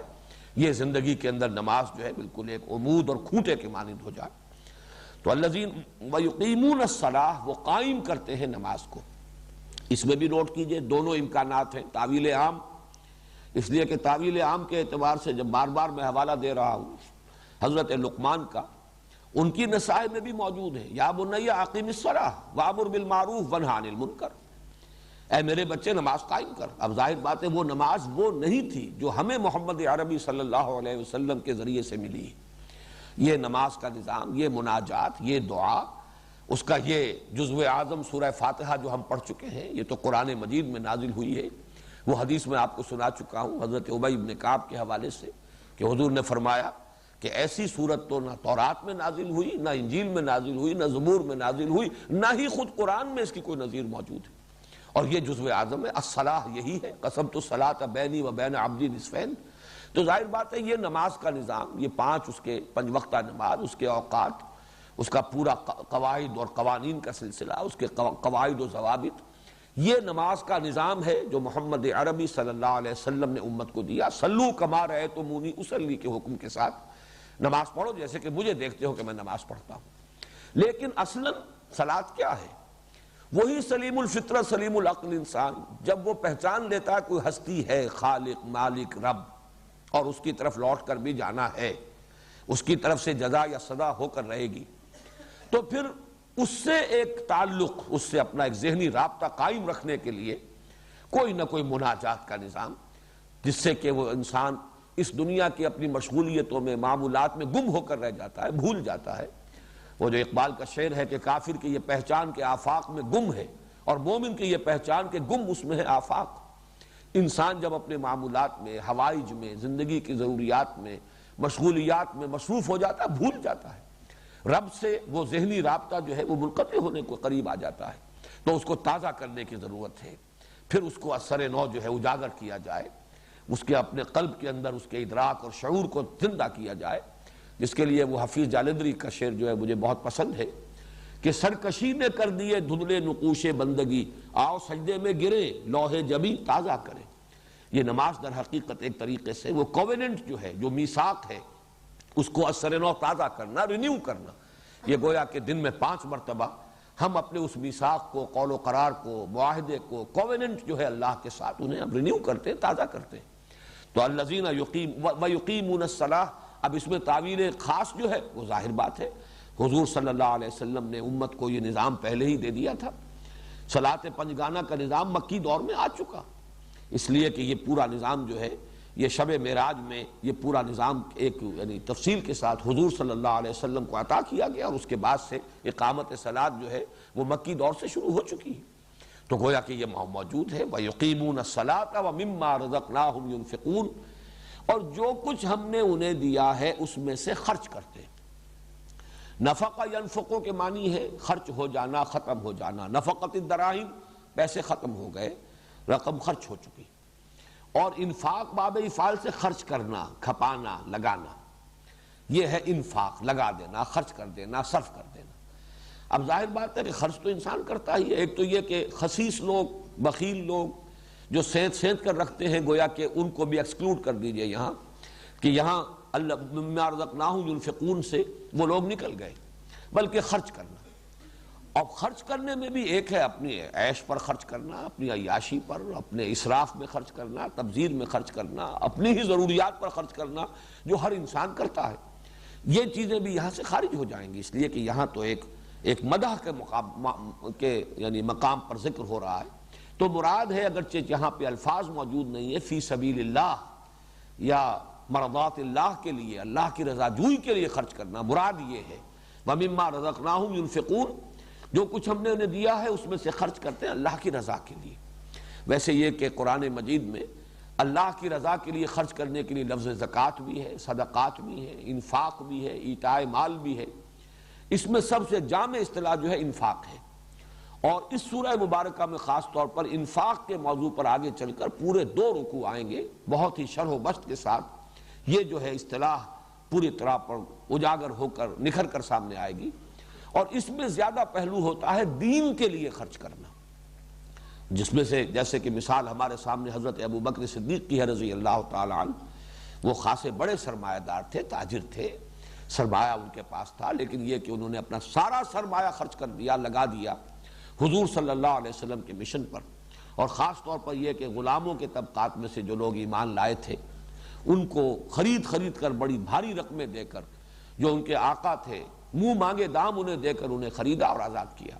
جن میں حضرت بلال رضی اللہ تعالیٰ عنہ سر فہرست تھے۔ تو یہ ان کا انفاق ہے۔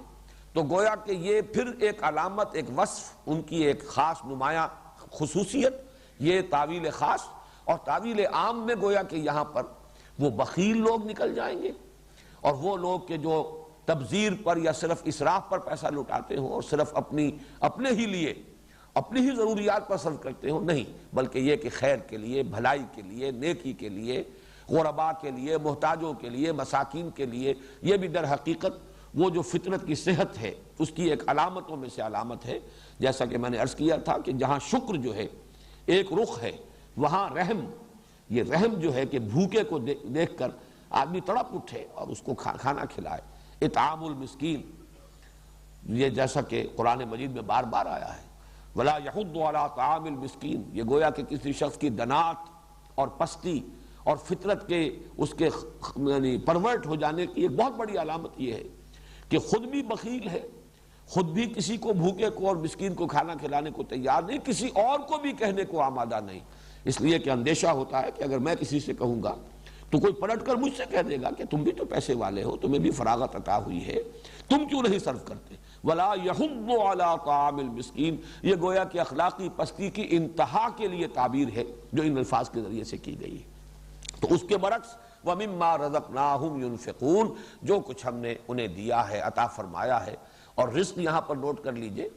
اگرچہ عام طور پر تو کھانے پینے کی چیزوں کے لیے یہ لفظ مستعمل ہے، لیکن حقیقت میں رزق اور نصیب حصہ، اسی طریقے سے اس دنیا میں انسان کو جو کچھ ملا ہے وہ رزق ہے۔ ذہانت ملی ہے، یہ بھی اللہ کا رزق ہے جو اس نے اپنے اس بندے کو دیا ہے۔ اور کوئی وصف اسے ملا ہے، کوئی دوسرے لوگوں سے ذرا امتیازی حیثیت میں اللہ تعالیٰ نے کوئی خصوصیت یا کوئی خاص صفت عطا کی، یہ بھی رزق ہے اس کا، علم اس کا رزق ہے، اولاد بھی رزق ہے۔ اسی طریقے سے مال اور دنیاوی اسباب جو ہے وہ بھی رزق ہے۔ وَمِمَّا رَزَقْنَاهُمْ يُنْفِقُونَ وَالَّذِينَ يُؤْمِنُونَ بِمَا أُنزِلَ إِلَيْكَ وَمَا أُنزِلَ مِن قَبْلِكَ، اور وہ لوگ کہ جو یقین رکھتے ہیں، اب یہ بے جو آ رہی ہے یؤمنون بما، با جو ہے یہ صلے کی بے ہے، والذین یؤمنون بما انزل الیک، جو ایمان رکھتے ہیں اس پر بھی جو نازل کیا گیا ہے محمد آپ کی طرف، وما انزل من قبلک، اور جو نازل کیا گیا ہے محمد صلی اللہ علیہ وسلم آپ سے پہلے۔ اب اس میں بھی دیکھیے تعویل خاص کے اعتبار سے اس میں ایک تعریض ہے۔ تعریض کیا ہے کہ یہود صرف اپنے اوپر جو چیزیں نازل ہوئی، تورات یا اور جو صحیفے ہیں مختلف انبیاء کے، اس لیے کہ اولڈ ٹیسٹمنٹ جسے کہا جاتا ہے اس میں بھی صرف تورات نہیں ہے، بلکہ جس شکل میں بھی ہے تحریف شدہ صورت میں بھی، اس میں پہلی 5 کتابیں ہیں وہ تورات، لیکن یہ کہ اس کے بعد جو ہے بہت سے انبیاء کے صحیفے ہیں۔ یہ گویا کہ ما انزل من قبلک،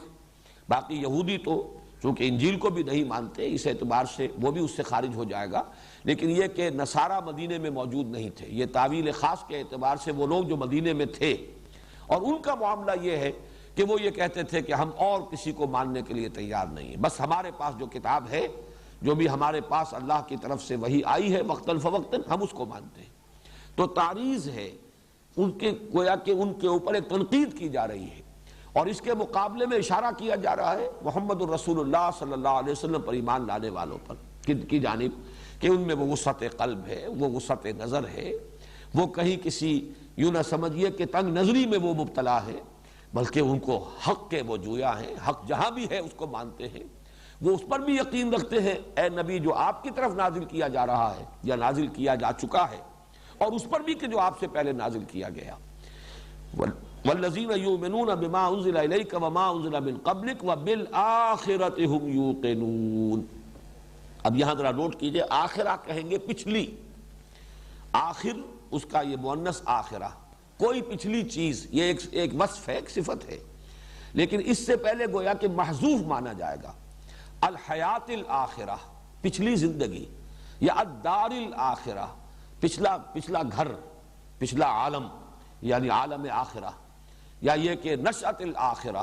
پچھلا اٹھایا جانا، ایک نشأۃ اولیٰ ہے، ہم اس دنیا میں جو پیدا ہوئے ہیں، پروان چڑھے ہیں، بڑھے ہیں، یہ ایک نشأۃ الاولیٰ ہے۔ وَلَقَدْ عَلِمْتُمُ النَّشْأَةَ الْأُولَىٰ، تمہارے علم میں ہے اللہ نے پہلی مرتبہ جو تمہیں اٹھایا، تو آخر دوبارہ اٹھانا اس کے لیے کیسے ناممکن ہو جائے گا؟ تو نشأۃ آخرہ، تو گویا کہ کوئی نہ کوئی لفظ یہاں پر محذوف ماننا پڑے گا۔ ویسے پھر قرآن مجید میں یہ لفظ بغیر کسی بھی موصوف کے اس کثرت کے ساتھ آیا ہے۔ الآخرہ سے مراد ہے اخروی زندگی، الحیات الآخرۃ، وہ جو پچھلی زندگی ہے، الدار الآخرۃ والدار الآخرۃ خیر وابقیٰ، کہیں کہیں موصوف کو نمایاں کر دیا گیا، لیکن اکثر و بیشتر محض آخرہ، یؤمنون بالآخرہ، تو اس سے مراد ہے بالحیات الآخرہ یا بالدار الآخرہ، پچھلے گھر پر یا پچھلی زندگی پر، عالم آخرہ پر ان کا یقین۔ یہاں یہ نوٹ کیجئے کہ ایمان اب تک لفظ چلا آ رہا تھا یؤمنون بالغیب، والذین یؤمنون بما انزل الیک وما انزل من قبلک، یہاں لفظ اس سے آگے ہے، ایقان، یقین، موقنون، یوقنون، آخرت پر وہ یقین رکھتے ہیں۔ گویا کہ عمل کے اعتبار سے اہم ترین جو ہے وہ ایمان بالآخرہ ہے۔ یہ اگر یقین ہوگا آخرت کا تو انسان کا عمل درست ہوگا۔ یہ میں نے یہ چیزیں بھی حقیقت ایمان کے مباحث میں بڑی تفصیل سے عرض کی ہیں کہ اگرچہ نظری، علمی، اصولی اعتبار سے اصل ایمان ہے ایمان باللہ، باقی دونوں ایمان جو ہے، ایمان بالرسالت، یہ بھی اللہ تعالیٰ کی صفت ہدایت پر ایمان کی توسیع ہے، ایکسٹینشن ہے۔ اسی طریقے سے آخرت، یہ اللہ تعالیٰ کے جزا و سزا کا یقین ہے، اللہ تعالیٰ کی صفت عدل کا ظہور ہے آخرت۔ اس اعتبار سے بقیہ دونوں ایمانیات جو ہے وہ گویا کہ فروع ہیں، یہ گویا کہ شاخیں ہیں ایمان باللہ کی۔ قانونی اعتبار سے اہم ترین ایمان، یہ آگے چل کر دوسرے رکوع میں یہ بات واضح ہوگی کہ جہاں پر کہ در حقیقت پانی مرتا تھا منافقوں اور یہودیوں کے ضمن میں، وہ یہ ہے کہ وہ حضور کو ماننے کو تیار نہیں تھے، آخرت کو ماننے کا اقرار کرتے تھے اور اللہ کو ماننے کا اقرار کرتے تھے۔ وَمِنَ النَّاسِ مَن يَقُولُ آمَنَّا بِاللَّهِ وَبِالْيَوْمِ الْآخِرِ وَمَا هُم بِمُؤْمِنِينَ، گویا کہ وہاں نفی جو تھی یا کمی جو تھی وہ ایمان بالرسول کی تھی، اور قانونی اعتبار سے اہم ترین ایمان ایمان بالرسول ہے۔ رسول کو مانیں گے تبھی آپ کو معلوم ہوگا کہ اللہ کو کن اسماء و صفات کے حوالے سے ماننا ہے۔ آمنت باللہ کما ہوا باسمائہ و صفاتہ۔ اسی طریقے سے آخرت کو جب رسول کو مانیں گے تو معلوم ہوگا کہ اس کی تفاصیل کیا ہے، بعث بعد الموت ہے، حساب کتاب ہے، جزا سزا ہے، وزن اعمال ہے، جنت ہے، دوزخ ہے۔ گویا کہ قانونی اعتبار سے کوئی شخص موحد اعظم ہو اور وہ رسول کو نہیں مانتا وہ کافر شمار ہوگا۔ کوئی شخص کتنا ہی آخرت کو مانتا ہو رسول کو نہیں مانتا وہ کافر قرار پائے گا۔ تو قانونی اعتبار سے اصل ایمان بالرسول، اور عملی اعتبار سے انسان کے اپنے عمل اور اخلاق کے درستی کے اعتبار سے اہم ترین ایمان بالآخرہ۔ اگر جزا و سزا کا یقین ہے، بعث بعد الموت کا یقین ہے کہ مرنے کے بعد جی اٹھنا ہے، اور ہر عمل کی جواب دہی کرنی ہوگی، اور ہر عمل جو ہے وہ وزن کے اندر آئے گا، تول میں آئے گا، جیسے کہ سورہ کہف میں فرمایا گیا ہے کہ جب وہ اعمال نامہ لا کر رکھ دیا جائے گا، وَوُضِعَ الْكِتَابُ فَتَرَى الْمُجْرِمِينَ مُشْفِقِينَ مِمَّا فِيهِ وَيَقُولُونَ يَا وَيْلَتَنَا مَا لِهَذَا الْكِتَابِ لَا يُغَادِرُ صَغِيرَةً وَلَا كَبِيرَةً إِلَّا أَحْصَاهَا، اس نے تو کوئی چھوٹی چیز بھی نہیں چھوڑی، تمام اعمال کا اس نے احاطہ اور احصاء کیا ہوا ہے۔ اگر یہ یقین ہے تو پھر آدمی تیر کی طرح سیدھا ہو جائے گا، پھر اس کا ہر عمل جو ہے صحیح ہوگا۔ وہ زبان سے ایک لفظ نکالنے سے پہلے بھی تولے گا کہ مجھے یہ لفظ کہنے کا حق ہے یا نہیں، اور اگر یہ یقین نہیں ہے تو پھر لاپرواہی ہے، لاؤبالیانہ انداز ہوگا، جو چاہے گا کہے گا، جو چاہے گا کرے گا۔ تو بالآخرت ہم یوقنون، یؤمنون کی بجائے ایمان سے ایک جو اور کیفیت جو ایمان کی اس کی گہرائی جو ہے، یقین کی کیفیت، ایک ایمان جو ہے ایمان باللسان بھی ہے، ایک ایمان جو ہے وہ زبانی اظہار ہے، اور ایک ایمان جو حقیقی ایمان ہے وہ ہے یقین بالقلب، یقین قلبی۔ یقین پیدا کرے ناداں یقین سے ہاتھ آتی ہے، وہ درویشی کے جس کے سامنے جھکتی ہے فغفوری۔ تو یہاں آخرت کے ساتھ یہ لفظ یقین آیا ہے، وَبِالْآخِرَةِ هُمْ يُوقِنُونَ، آخرت پر تو، اور اس میں جو آپ نے دیکھا ہے اصل میں تو وَهُمْ يُوقِنُونَ بِالْآخِرَةِ، اگر اس کو پیرافریز کیا جائے، اگر جملہ جو ہے جیسے کہ عام کنسٹرکشن ہوتی ہے اس میں تو یہ ہونا چاہیے وَهُمْ يُوقِنُونَ بِالْآخِرَةِ وَبِالْآخِرَةِ هُمْ يُوقِنُونَ۔ اس میں ایک تو یہ کہ ایمفیسس، تاکید، آخرت پر تو گویا کہ ان کا یقین ہے، اور ہم کو یہاں پر لا کر، حالانکہ ہم کی یہاں ضرورت نہیں ہے، وَبِالْآخِرَةِ یوقنون، یوقنون جو ہے، جو فعل ہے اس میں فاعل موجود ہے، ضمیر فاعل ہی موجود ہے، لیکن اس کو مزید جو ہے تکرار کے طور پر جو لایا گیا اور پھر اس کو مقدم کیا گیا، وہ اس اعتبار سے کہ اور زیادہ ایمفیسس ہو جائے، آخرت پر تو ان کا یقین ہے، بلکہ اس سے بھی آگے بڑھ کر آخرت پر تو انہی کا یقین ہے۔ یہ ہم لا کر یہاں پر حصر کا انداز پیدا ہوا، یعنی اس میں بھی تعریض ہو گئی کہ کہنے کو تو کچھ اور لوگ بھی کہتے ہیں کہ آخرت کو ہم مانتے ہیں، جیسے آگے چل کر آ جائے گا یہود کا قول یا منافقین کا قول، لیکن یہ کہ آخرت پر یقین حقیقتاً انہی لوگوں کا ہے جن میں یہ اوصاف موجود ہیں۔ اور اگر آپ لیں گے اس کو تعویل عام تو ظاہر بات ہے کہ آخرت کا بھی یقین یا آخرت کا ایمان یہ اس اجمالی ایمان کا جزو لازم ہے جو ہم سورہ فاتحہ میں دیکھ چکے ہیں کہ جہاں تک رسائی سلیم الفطرت صحیح العقل انسان کی ہو جاتی ہے، اس کا ایک جزو لازم یہ بھی ہے وہ مالک یوم الدین، جزا و سزا کے دن کا مالک۔ اگر یہ نہیں ہوگی تو پھر یہ ایمان باللہ اور یہ حمد اور شکر اور یہ سب نعت، یہ سب جو ہے ہو سکتا ہے ذہنی عیاشی بن کر رہ جائے۔ اصل میں جو چیز انسان کو سیدھا کرنے والی ہے، اس کے عمل کو صحیح اور درست کرنے والی ہے، اس کے اخلاق کو، اس کے معاملات کو، اس کے روش کو، وہ آخرت کا یقین ہے۔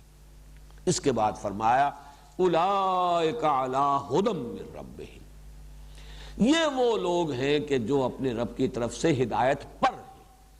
یہاں جیسا کہ میں نے عرض کیا تھا وہ تعویل خاص جو ہے بہت نکھر کر آ گئی، گویا کہ اشارہ اولئک، وہ لوگ دیکھو، وہ لوگ ہیں، ابو بکر ہے، عمر ہے، عثمان ہے، طلحہ ہے، زبیر ہے، یہ سب لوگ، بلکہ یہ کہ جب حضور تشریف لائے ہیں مدینے میں تو انصار میں سے بھی بہت سے لوگ ایمان لا چکے تھے، 72 تو وہی تھے کہ جنہوں نے بیعت عقبہ ثانیہ میں حصہ لیا ہے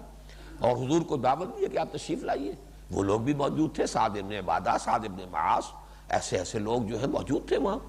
تو یہ ہیں وہ لوگ جو اپنے رب کی طرف سے ہدایت پر ہیں۔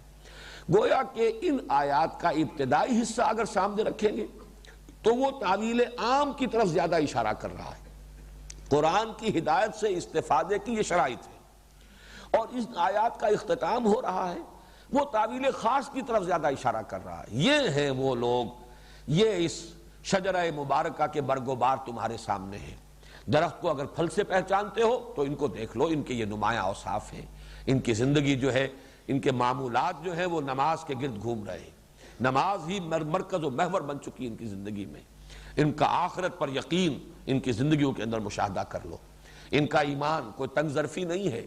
کہ ہم تو صرف اسی کو مانیں گے جو ہم پر نازل کیا گیا، بلکہ یہ کہ جو بھی اللہ نے اس سے پہلے اتارا ہے، ان کی نگاہ وسیع، ان کا سینہ کشادہ، ان کی جو اپروچ ہے اس کے اندر کوئی تنگی نہیں ہے۔ یہ ہیں وہ لوگ جو اپنے رب کی طرف سے ہدایت پر ہے، ہدایت قرآنی کا مظہر ہے، یہ ثبوت ہے، یہ اس کی برکات کا ظہور ہے۔ اولئک علی ھدی من ربہم، یہ ہیں وہ لوگ جو اپنے رب کی طرف سے ہدایت پر ہیں، واولئک ھم المفلحون، اور یہی لوگ ہیں، پھر یہاں دیکھیے ہم یہاں پر لا کر یہ گویا کہ پھر حصر کا مضمون آ رہا ہے، یہی وہ لوگ ہیں جو فلاح پانے والے ہیں۔ لفظ مفلح جو ہے فلاح، اس پر تھوڑی سی میں گفتگو کرنا چاہوں گا، اگرچہ ان چیزوں پر بڑی تفصیل سے مباحث میں کر چکا ہوں،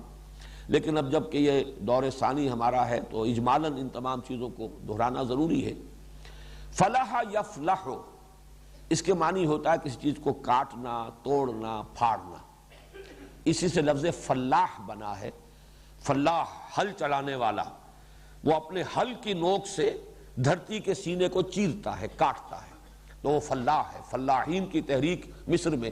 جیسے ہمارے ہاں کسانوں کی تحریک، کسان موومنٹ، ایسے فلاحین کی تحریک۔ تو فلاح فلاح سے بنا ہے، فلاح یفلح، کاٹنا توڑنا، اسی سے وہ محاورہ ہے، ان الحدید بالحدید یفلح، لوہا لوہے ہی سے کٹتا ہے، تو یہ لوہے کو لوہا کاٹتا ہے یا لوہا لوہے سے کٹتا ہے، ان الحدید بالحدید یفلح، تو یہ فلاح کے معنی توڑنا پھاڑنا۔ اچھا فلح کا لفظ بھی آتا ہے لام کے زیر کے ساتھ، فلح یفلح، ٹوٹ جانا، خود ٹوٹ جانا، پھٹ جانا، چنانچہ ہونٹوں کے بارے میں آتا ہے، ہونٹ پھٹ گئے، اس کے لیے یہ لفظ آتا ہے۔ اس سے جب بنتا ہے باب افعال میں تو یہ ہے افلح یفلح، اگرچہ مصدر کے طور پر یہاں بھی لفظ فلاح ہی استعمال کرتے ہیں بجائے افلاح کے۔ افلح یفلح میں مفہوم وہی ہے جو فلاح یفلح کا ہے، پھاڑنا، لیکن اس میں مبالغہ ہے اور اس میں تاکید ہے، زور ہے، شدت ہے، کسی شے کو پوری طاقت کے ساتھ پھاڑنا اور اس میں سے کوئی شے برآمد کرنا۔ یہ کسی جیسے زمین کو کھود کر خزانہ اگر دفن ہے، خزانہ اس میں سے نکال لینا، کہیں کوئی اور چیز ہے اس کے اوپر کوئی کرسٹ آ گیا ہے، اس کے اوپر کسی اعتبار سے کوئی پردہ آ گیا، پردہ ہٹا کر اسے منکشف کرنا، کرسٹ ہے کوئی پپڑی جم گئی ہے، اس کو توڑ کر اس میں سے اصل شے جو ہے اس کو نکال لینا، یہ افلاح کا اصل مفہوم ہے۔ اور یہ لفظ قرآن مجید کی بڑی بنیادی اصطلاح ہے، اس لیے کہ دوسرے مذاہب میں الفاظ آتے ہیں نجات، ویسے نجات کا لفظ بھی قرآن مجید میں آیا ہے، یہ سورہ مومن میں، کہ وہاں پر ہے کہ لوگوں میں تمہیں نجات کی طرف بلا رہا ہوں، جو مومن آل فرعون تھے ان کی تقریر میں یہ لفظ آیا ہے، تو نجات کا لفظ بھی آیا ہے۔ اسی طریقے سے انسان کا کسی حیثیت سے بچ جانا، فائزین کامیاب ہو جانا، فائزون راشدون، یہ مختلف الفاظ آئے ہیں، لیکن فلاح کا لفظ جو ہے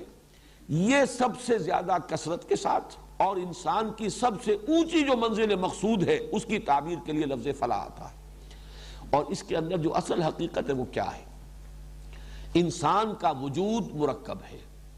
اس کی ایک باطنی حقیقت ہے، روحانی وجود اس کا، وہ ہے اصل انسان، اس کے گرد اس کا یہ مادی خلاف ہے، یہ مادی خول ہے،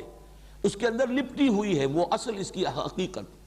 اس مادی غلاف کو توڑ کر پھوڑ کر اس میں سے برآمد کرے گا انسان اپنی انا کو، اپنی خودی کو، اپنے روحانی وجود کو، اسے پروان چڑھائے گا۔ جیسے کہ گٹھلی پھٹتی ہے تو اس میں سے وہ دو پتیاں نکلتی ہیں، پودا پروان چڑھتا ہے، اسی طرح یہ مادی غلاف جو ہے یہ ہے جو ہمیں اپنی اصل حقیقت سے بے خبر رکھتا ہے، غافل رکھتا ہے۔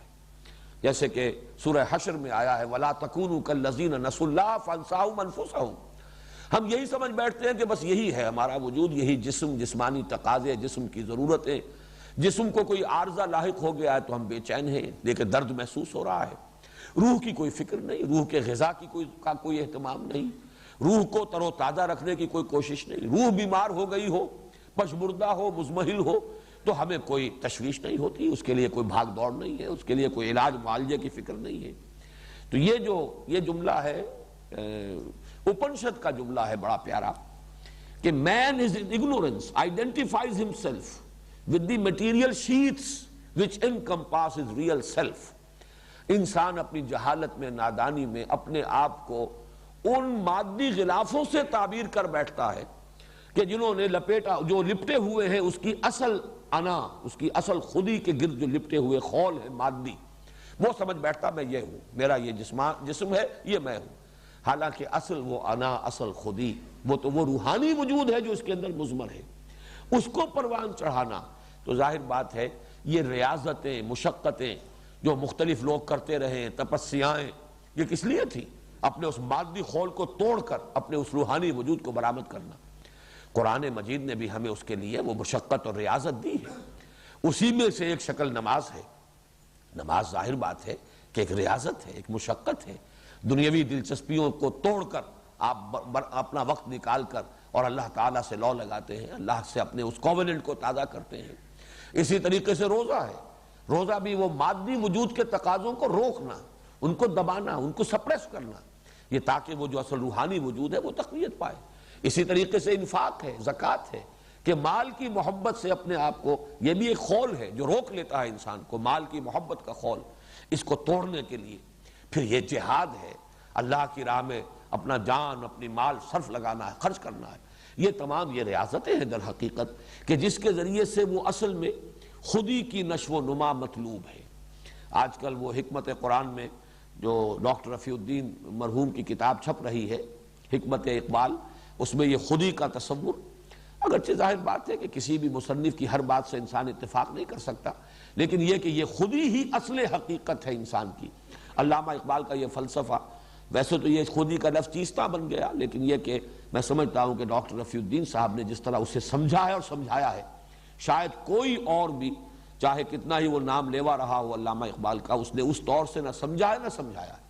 وہ یہی ہے کہ ہماری اصل حقیقت یہ ہمارا مادی وجود نہیں، بلکہ وہ ہماری خودی ہے۔ یہ خودی جسے ہم کہہ رہے ہیں فارسی کا لفظ ہے، عربی میں ہم اسے انا کہتے ہیں، ہماری انا، یہ ہماری سیلف، اور اسی لیے وہ سیکریٹس آف دی سیلف، اسرار خودی، علامہ اقبال کی وہ مثنوی ہے۔ اس در حقیقت قرآن مجید کی روح سے وہ روح ہے جو ہم میں پھونکی گئی ہے، وہ ایک مستقل وجود ہے ہمارا روحانی وجود، لیکن یہ کہ یہ مادی وجود اس کے اوپر غالب ہے، چھایا ہوا ہے، وہ دبی ہوئی ہے، سسکی ہوئی، سسکتی ہوئی، اسے پروان چڑھانا یہ ہے اصل فلاح۔ ظہور ہوگا اس کا پھر آخرت میں، اس کا جو بھی اللہ تعالیٰ کی طرف سے انعام و اکرام ہوگا، جو اعزاز ہوگا، وہ تو در حقیقت یہ اس کا گویا کہ نتیجہ ہے۔ اصل فلاح تو یہاں انسان حاصل کرتا ہے اگر وہ اپنے روحانی تقاضوں کو برآمد کر کے اپنے وجود کے اندر سے اس روحانی وجود کو اور اپنے جسمانی اور مادی تقاضوں کو دبا کر ان کو پروان چڑھاتا ہے، یہ فلاح ہے۔ اولئک علی ھدی من ربہم واولئک ھم المفلحون۔ اب یہ دو آیات جو ہیں اس میں اسی تعویل خاص کا پہلو جو ہے بہت نمایاں ہے۔ تعویل عام کے اعتبار سے بھی اس کا جو مفہوم ہوگا وہ بعد میں بیان کر دوں گا، لیکن اصل اشارہ کیا جا رہا کن لوگوں کی طرف؟ وہ جو مکے کے خاص طور پر سرداران قریش کہ 13 برس تک حضور کی دعوت سنتے رہے، یا 12 برس تک، اور ان میں سے اکثریت ان لوگوں کی تھی کہ جن کے دلوں نے گواہی دی کہ یہ حق ہے، بات صحیح یہی ہے، محمد جھوٹے نہیں ہے، دھوکے باز نہیں ہے صلی اللہ علیہ وسلم، ان سے بڑھ کر کس کو یہ حقیقت معلوم تھی؟ لیکن اور پھر یہ کہ یہ کلام انسانی کلام نہیں ہے، واقعتاً ماننا پڑتا ہے کہ یہ انسانی کلام نہیں ہے، انسان کے اندر یہ طاقت نہیں ہے کہ ایسا کلام موضوع کر سکے۔ اس اعتبار سے حقیقت منکشف ہو چکنے کے باوجود وہ تعصب کی بنا پر، عناد کی بنا پر، ہٹ دھرمی کی بنا پر، تکبر کی بنا پر، حسد کی بنا پر اڑ گئے کفر پر۔ یہ ان کا یہ دوسری جماعت ہے جس کی طرف اشارہ کیا جا رہا ہے۔ پہلا گروہ وہ صحابہ کرام جنہوں نے قرآن مجید کی ہدایت سے استفادہ کیا، اور ان کی شخصیتیں جو ہے وہ گویا کہ ہدایت قرآنی کا ایک مرقع ہے۔ دوسرا گروہ ان الذین کفروا، اب یہاں پہ کفروا کو لیجئے اس انتہائی معنی میں۔ کفر کا بھی اصل مفہوم کیا ہے؟ کسی چیز کو چھپا دینا، دبا دینا۔ انسان کے اندر کسی شے کے بارے میں جب یہ گواہی ابھرے، دل گواہی دے دے یہ بات صحیح ہے، لیکن کسی مصلحت کی وجہ سے وہ اس کو مانتا نہیں ہے، یہ کفر ہے۔ اسی طریقے سے کسی کے احسان کے جواب میں جذبہ شکر ابھرا ہے، لیکن کسی وجہ سے انسان اس کو دباتا ہے، ظاہر نہیں کرتا، زبان سے شکر ادا نہیں کرتا، یہ بھی کفر ہے۔ تو کفر شکر کے مقابلے میں بھی آتا ہے، اس لیے کہ وہ جذبہ جو ہے فطرت انسانی کا، اسے گویا کہ انسان نے دبا دیا، چھپا دیا۔ اور کفر کسی بات کا بھی ہوتا ہے بہی معنی کہ دل نے تو مانا ہے کہ یہ بات صحیح ہے، لیکن میں مان لوں گا تو اس کا مطلب یہ کہ یہ جیت گیا، میں ہار گیا، یہ بازی لے گیا اور میں بازی لوز کر گیا، یا اس کی فوقیت ثابت ہو جائے گی اور میں تو گویا کہ کمتر درجے کا ثابت ہو جاؤں گا۔ اس وجہ سے کسی شے کے حقانیت کے انکشاف کے بعد بھی اس کو رد کر دینا یہ کفر ہے۔ پھر اس میں اڑ جانا، ایسا بھی ہوتا ہے کہ کسی کی طرف سے کفر ہوا ہو، اگرچہ کوئی عصبیت ہے، وہ عصبیت قومی، ہمارے آباء و اجداد کی دین تھا، یہ ہمارے آباء و اجداد کے عقائد تھے، یہ ہمارے جو ہے صدیوں سے چلی آ رہی ہے یہ رسوم، یہ ہماری ریت ہے، ہم کیسے چھوڑ دیں؟ یہ تعصب جو ہے یہ در حقیقت ہو سکتا ہے کہ کچھ وقت کے بعد دھل جائے، اگر حقانیت کا انکشاف زیادہ ہو جائے تو یہ عصبیت جو ہے آبائی عصبیت یہ ختم ہو سکتی ہے۔ لیکن جو ذاتی عصبیت ہوتی ہے، اپنا تکبر، اپنی زدم زدہ، جسے قرآن مجید میں شقاق سے کہا گیا ہے، شقاق، ہم فی شقاق، اب وہ زدم زدہ کے اندر مبتلا ہو چکے ہیں،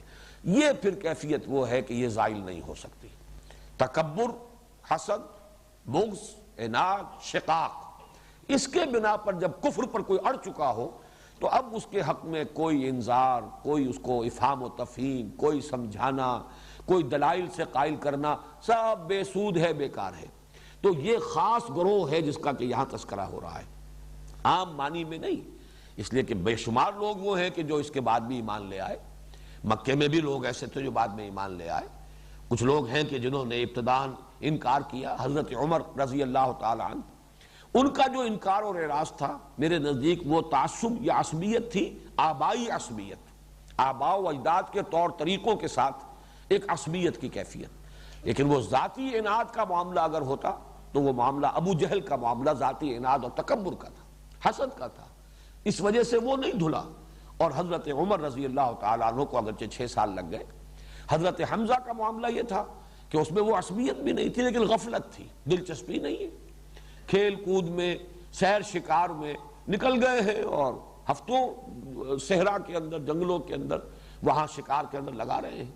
تو چونکہ ان چیزوں کی طرف کوئی توجہ ہی نہیں تھی تو محض غفلت اس کی وجہ سے دیر لگ جائے، یا اگر تعصب یا عصبیت ہے صرف آبائی رسوم و رواج اور عقائد کی وجہ سے، یہ بھی زنگ جو ہے دھل سکتا ہے۔ لیکن جہاں ذاتی تکبر اور عناد اور ذاتی شقاق اور زدم زدہ کی کیفیت ہو تو یہ شے زائل ہونے والی نہیں ہوتی۔ اور اس کو جان لیجئے کہ یا تو یہ سرداران قریش میں سے معاملہ تھا اور یا پھر علماء یہود۔ اسی لیے اکثر مفسرین کی رائے یہ ہے کہ یہاں ان 2 آیات میں انہی دونوں گروہوں کی طرف، مکے کے قریش کے زعماء سرداران اور مدینے میں یہود کے علماء، ان کے جو مذہبی پیشوا تھے، ان الذین کفروا، یقیناً وہ لوگ جو کفر پر اڑ چکے ہیں، اب یہ ترجمہ کرنا ہوگا، جو کفر پر جم چکے ہیں، جو کفر پر ضد کی بنا پر راسخ ہو گئے ہیں، سواء علیہم انذرتہم ام لم تنذرہم، برابر ہے ان کے لیے، ان کے حق میں۔ اگرچہ اعلیٰ کا لفظ عام طور پر یہ حرف جار جو ہے یہ مخالفت کے لیے آتا ہے، لیکن حروف جار کے بارے میں یہ اصول جان لیجئے کہ ان میں عدل بدل ہو جاتا ہے، لام کی جگہ اعلیٰ اور اعلیٰ کی جگہ لام، یہ ہو سکتا ہے۔ اس لیے یہاں پہ اگرچہ لفظ اعلیٰ ہے، سواء علیہم، ان پر برابر ہے، یہاں مراد ہے سواء لہم، ان کے حق میں برابر ہے۔ انذرتہم ام لم تنذرہم لا یؤمنون، خواہ آپ انہیں انذار کریں، ڈرائیں، اور انذار کا لفظی ترجمہ اصل میں ڈرانا نہیں ہے بلکہ خبردار کرنا، وارن کرنا۔ نذیر کے معنی وارنر، خبردار کرنے والا، آگاہ کر دینے والا۔ آگے اگر کوئی گڑھا ہے اور کوئی نابینا شخص جا رہا ہے اور آپ اسے کہتے ہیں پکار کر کے دیکھنا بھائی آگے گڑھا ہے، تو یہ در حقیقت انذار ہے، یہ تخویف نہیں ہے۔ ہمارے ہاں عام طور پر لفظ انذار کا ترجمہ جو ڈرانا کر دیا جاتا ہے، لیکن حقیقت میں خبردار کرنا، وارن کرنا۔ آپ کتنا ہی انہیں وارن کریں، خبردار کریں، آخرت کی خبر سنائیں، جہنم کی وعیدیں سنائیں، اب ان کے حق میں بالکل یہ برابر ہے،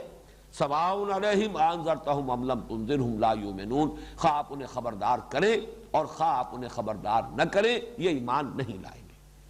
ختم اللہ علی قلوبہم، مہر کر دی ہے اللہ نے ان کے دلوں پر، وعلی سمعہم، اور ان کے کانوں پر، وعلی ابصارہم غشاوہ، اور ان کی آنکھوں پر پردہ ہے۔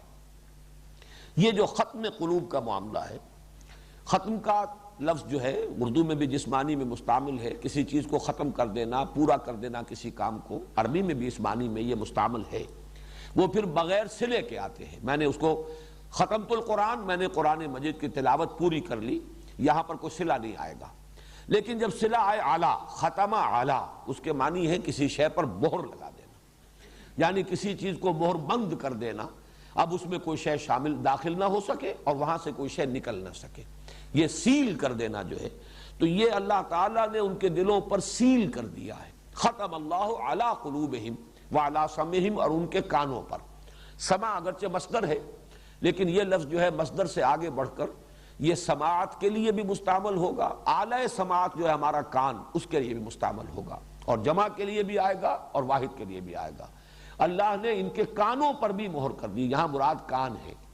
اسی طرح وعلی ابصارہم، بصر جو ہے وہ دیکھنا مصدر ہے، اور اسے جہاں دیکھنا، بینائی، اور اس کے ساتھ ہی دیکھنے والی شے یعنی آنکھ، اور ابصار جو ہے جمع کے صیغے میں آیا ہے آنکھوں کے لیے، ان کی آنکھوں پر پردے پڑے ہوئے ہیں۔ اللہ نے مہر کر دی ہے ان کے دلوں پر اور ان کے کانوں پر، اور ان کی آنکھوں پر پردے پڑے ہوئے ہیں، وَعَلَىٰ أَبْصَارِهِمْ غِشَاوَةٌ وَلَهُمْ عَذَابٌ عَظِيمٌ، اور ان کے لیے ہے بہت بڑا عذاب۔ اب یہ ختم قلب جو ہے اس کے بارے میں بھی کچھ عرض کر دوں کہ اس میں بھی وہ ستیارتھ پرکاش کے مصنف کو تو یقیناً اس پر بھی اعتراض ہوا ہوگا، جب اللہ ہی نے مہر کر دی تو ان کا قصور کیا ہے؟ اللہ نے مہر کر دی، ہدایت ان کے دلوں میں داخل ہو نہیں سکتی، تو پھر ان کی مذمت کس بات پر؟ ان کا قصور کیا ہے؟ تو یہ بھی قاعدہ جو قرآن مجید میں تفصیل سے آیا ہے وہ یہ ہے کہ جب لوگوں کے اندر یہ ضد اور عناد اور ہٹ دھرمی یا تعصب، تکبر، یہ چیزیں جب پیدا ہو جائیں اور اس کی وجہ سے جب اعراض کرتا ہے انسان، تو شروع میں تو وہ اس شے کو حق سمجھ کر اعراض کرتا ہے، ہوتے ہوتے اس کی اپنی ذہنیت اس طرح بست ہو جاتی ہے کہ وہ واقعتاً اب اس کے اندر صلاحیت ہی نہیں رہتی حق کو حق سمجھنے کی، وہ حقیقت کو دیکھنے کی استعداد سلب کر لی جاتی ہے۔ یہ گویا کہ، اور ویسے بھی یہ ایک فزیکل فنومینا جو ہے فزیولوجی میں بھی وہ سمجھ میں آتا ہے کہ اللہ تعالیٰ نے جو ہمارا عضو جس کام کے لیے بنایا ہے، اگر وہ کام اس سے لیا جائے گا تو وہ عضو صحیح رہے گا، سالم رہے گا، اور اگر وہ کام اس سے نہ لیا جائے تو اس میں ڈی جنریشن ہوگی، وہ چیز جو ہے وہ اس کے اندر سے وہ صلاحیت سلب ہونی شروع ہو جائے گی۔ مثلا یہ کہ یہ جوڑ ہے، اس کو اگر آپ لاک کر دیں اور اس کے اوپر پلسٹر بہت دیر تک کے لیے چڑھا رہے تو پھر یہ جو ہے جام ہو جائے گا آپ کا یہ جوڑ جو ہے، اور پھر اس کے اندر یہ صلاحیت باقی نہیں رہے گی۔ آنکھوں پر طویل عرصے تک پٹی بندھی رہے تو بینائی سلب ہو جائے گی۔ اسی طرح انسان میں اللہ تعالیٰ نے حق کو سمجھنے کی اور پہچاننے کی جو استعداد، باطنی بصیرت، ایک بصارت ہے ظاہری، اسی طرح ایک بصیرت باطنی ہے جو بھی رکھی ہے، اگر اس سے آپ کام نہیں لیں گے، اس بصیرت نے آپ کو بتایا ہے یہ صحیح ہے، یہ حق ہے، آپ نے رد کر دیا ہے، تو اگر مسلسل اس پر عمل کریں گے وہ بصیرت ہی ختم ہو جائے گی، اللہ تعالیٰ وہ صلاحیت سلب کر لے گا، اور اسی کو تعبیر کیا جاتا ہے کہ ان پر مہر ہو گئی، ختم اللہ علی قلوبہم۔ یہ ابتداءً نہیں ہوتا بلکہ یہ در حقیقت نتیجہ ہے، اعراض، انکار، حق کو حق سمجھنے کے باوجود قبول نہ کرنے پر اصرار، اس کا یہ منطقی نتیجہ ہے، اس کی سزا ہے جو ملتی ہے اس دنیا میں، کہ پھر ان کے اندر حق کو پہچاننے کی صلاحیت ہی باقی نہیں رہتی۔ چنانچہ اس قاعدے کو اور اس قانون کو اللہ تعالیٰ نے سورہ صف میں بیان کیا، فَلَمَّا زَاغُوا أَزَاغَ اللَّهُ قُلُوبَهُمْ، جب وہ ٹیڑھے ہو گئے تو اللہ نے ان کے دلوں کو بھی ٹیڑھا کر دیا۔ یہ دلوں کو کج کر دینا بعد میں ہوا ہے، یہ نتیجہ ہے۔ جب وہ ٹیڑھے ہوئے، فَلَمَّا زَاغُوا أَزَاغَ اللَّهُ قُلُوبَهُمْ وَاللَّهُ لَا يَهْدِي الْقَوْمَ الْفَاسِقِينَ، جب وہ کج ہو گئے، ٹیڑھے ہو گئے، تو اللہ نے ان کے دلوں کو بھی کج کر دیا، ٹیڑھا کر دیا، اور اللہ ایسے فاسقوں کو، گویا کہ یہاں لفظ جو ہے محذوف ہے، زبردستی ہدایت نہیں دیتا، جو ہدایت کے کو اس طرح رد کر دے، ناقدری کرے ہدایت کی، اللہ تعالیٰ زبردستی انہیں ہدایت نہیں دیتا۔ اگر زبردستی ہدایت دے تو پھر ہدایت پر اجر و ثواب کس بات کا؟ زبردستی کسی کو اگر گمراہ کر دے تو کسی کی گمراہی کے اوپر عذاب اور سزا کس بات کی؟ یہ تو اللہ تعالیٰ نے چوائس دیا ہے، اور انسان اپنی اس صلاحیت کو اگر معطل کر کے رکھ چھوڑتا ہے تو پھر اللہ تعالیٰ اس صلاحیت کو سلب کر لیتا ہے۔ ختم اللہ علی قلوبہم وعلی سمعہم وعلی ابصارہم غشاوہ ولہم عذاب عظیم، جیسا کہ میں عرض کر، عذاب عظیم، بہت بڑا عذاب، بہت بڑی سزا، مراد آخرت کی سزا ہے۔ اب یہاں پر جو کچھ میں نے عرض کیا ہے اس کے اعتبار سے بات واضح ہو گئی کہ یہاں خاص طور پر تعویل خاص ہی ہم اپنے سامنے رکھ سکتے ہیں، ورنہ تعویل عام کریں گے تو جو بھی کافر ہے اس کے اوپر اس کا اطلاق کر دیں گے، تو اس کا مطلب تبلیغ پھر کس لیے؟ انذار کاہے کے لیے؟ تبشیر کس لیے؟ یہ تو نہیں ہے کہ جو کفر میں ہے اس وقت وہ کفر ہی میں رہے گا، البتہ خاص ہے، یہاں پر الفاظ عام ہیں لیکن یہاں پر تعویل خاص ہی در حقیقت منطبق ہوگی۔ وہ لوگ جو اپنے جو عناد اور تکبر اور حسد اور بغض اور شقاق کی وجہ سے کفر پر اڑ گئے، اس کے اوپر زدم زدہ کی وجہ سے اس پر جازم ہو گئے، اے نبی اب آپ ان کو خواہ کتنا ہی سمجھائیں، افہام و تفہیم میں کتنا ہی اپنے آپ کو ہلکان کر لیں، کتنے ہی دلائل و براہین جو ہیں اس کی روشنی ان کے سامنے لے آئیں، یہ اب ماننے والے نہیں ہیں۔ اللہ تعالیٰ نے ان میں سے وہ صلاحیت ہی سلب کر لی ہے، اور ان کے دلوں کے اوپر، کہیں قرآن مجید میں طبع اللہ کا لفظ آتا ہے، اللہ نے ان کے اوپر مہر لگا دی ہے، ٹھپا لگا دیا ہے، اور کہیں یہ کہ ختم اللہ علی قلوبہم وعلی سمعہم، اللہ نے ان کے دلوں پر اور ان کے آنکھوں پر، ان کے کانوں پر مہر لگا دی ہے۔ اسلوب ذرا سا مختلف کیا گیا آنکھوں کے لیے، آنکھوں پر پردے ہیں، اس لیے کہ آنکھ صرف سامنے دیکھتی ہے، جو فیلڈ آف ویژن ہے وہ ہمارا محدود ہے، تھوڑا دائیں تھوڑا بائیں، لیکن کان اور دل کا معاملہ یہ در حقیقت یہ کسی خاص سمت سے اس کا معاملہ نہیں ہے، آواز کسی بھی سمت سے کان میں آ جائے گی۔ اسی طریقے سے دل جو ہے، اصل دل ہمارا، یہ دل صرف یہ دل نہیں کہ جو بلڈ کو پمپ کرنے والا ہے، بلکہ وہ جو معنوی حقیقت ہے انسان کی، جو مسکن ہے روح کا، یہ بھی اس کے لیے بھی کوئی خاص سمت نہیں ہے کہ اسی سے اس کو کوئی خبر پہنچ رہی ہو اور معلومات پہنچتی ہو، بلکہ یہ کہ وہ بھی چونکہ ہر طرف سے اس کے اندر جو ہے حقائق کا ادراک اور شعور ہو سکتا ہے، اس اعتبار سے وہاں لفظ استعمال کیا ختم۔ اور آنکھ کے لیے چونکہ وہ سامنے ہی کی چیز ہے، ایک ہی سمت میں انسان دیکھتا ہے، اس لیے وہاں پردہ لیا ہے۔ ختم اللہ علی قلوبہم وعلی سمعہم وعلی ابصارہم غشاوہ ولہم عذاب عظیم۔ میں چند منٹ آپ کے اور لوں گا آج، کل پھر ہم اس کی تلافی کر لیں گے۔ یہ ہے کچھ وقت میں جی تو ٹھیک ہے۔ ان آیات کے لیے جو مصنع ہے قرآن مجید میں وہ سورہ یاسین کی ابتدائی آیات ہیں۔ میں صرف چاہتا ہوں کہ وہ بھی آپ کے سامنے آ جائیں تاکہ تقابل ہو جائے ان آیات کا جو آج ہم نے پڑھی ہے اور سورہ یاسین کی ابتدائی آیات۔ یاسین والقرآن الحکیم انک لمن المرسلین علی صراط مستقیم۔ اب یہاں لفظ صراط خاص طور پر، یوں چونکہ سورہ فاتحہ میں صراط آ چکا ہے، اہدنا الصراط المستقیم، سورہ بقرہ کے آغاز میں صرف لفظ ہدایت آیا، صراط کا لفظ دوبارہ جو ہے دہرا کر نہیں لایا گیا۔ قرآن کا من جانب اللہ ہونا اس میں کوئی شک نہیں، والقرآن الحکیم، قسم ہے قرآن کی جو حکمت بھرا ہے، یقیناً اے محمد آپ اللہ کے رسول ہیں۔ تنزیل العزیز الرحیم لتنذر قوم ما انذر آباؤہم فہم غافلون لقد حق القول علی اکثرہم۔ ان میں سے اکثریت پر اللہ کا حق، اللہ کا فیصلہ جو ہے وہ نافذ ہو چکا ہے۔ حق القول علی اکثرہم یعنی اللہ تعالیٰ کا وہ قانون جو ہے کہ جو مسلسل اپنے ضد اور تکبر کی بنا پر حق سے اعراض کرے گا اس کے اندر سے صلاحیت سلب کر لی جائے گی، وہ قانون جو ہے ان کے اوپر منطبق ہو چکا ہے، یہ اس کی زد میں آ چکے ہیں۔ لقد حق القول علی اکثرہم فہم لا یؤمنون انا جعلنا فی اعناقہم اغلالا فہی الی الاذقان فہم مقمحون۔ ہم نے ان کی گردنوں میں طوق لٹکا دیے ہیں اور وہ ان کے ٹھوڑیوں تک آئے ہوئے ہیں، جس کی وجہ سے کہ ان کی گردنیں الل گئی ہیں پیچھے کی طرف۔ یہ گویا کہ مانن اشارہ ہو رہا ہے تکبر میں گردن اکڑ جاتی ہے۔ یہ جو گردنیں اکڑی ہوئی ہیں ابو جہل کی اور اسی طریقے سے اور جو دوسرے عقبہ ابن ابی معیط کی، اصل میں تمہیں نظر نہیں آ رہا، ان کے گلے میں، ان کی گردنوں میں ہم نے طوق ڈال دیے ہیں، اور وہ طوق بھی اتنے ہیں کہ ان کی ٹھوڑیوں تک پہنچے ہوئے، جس کی وجہ سے کہ ان کی گردنیں اکڑی ہوئی ہیں اور سل الل گئے ہیں۔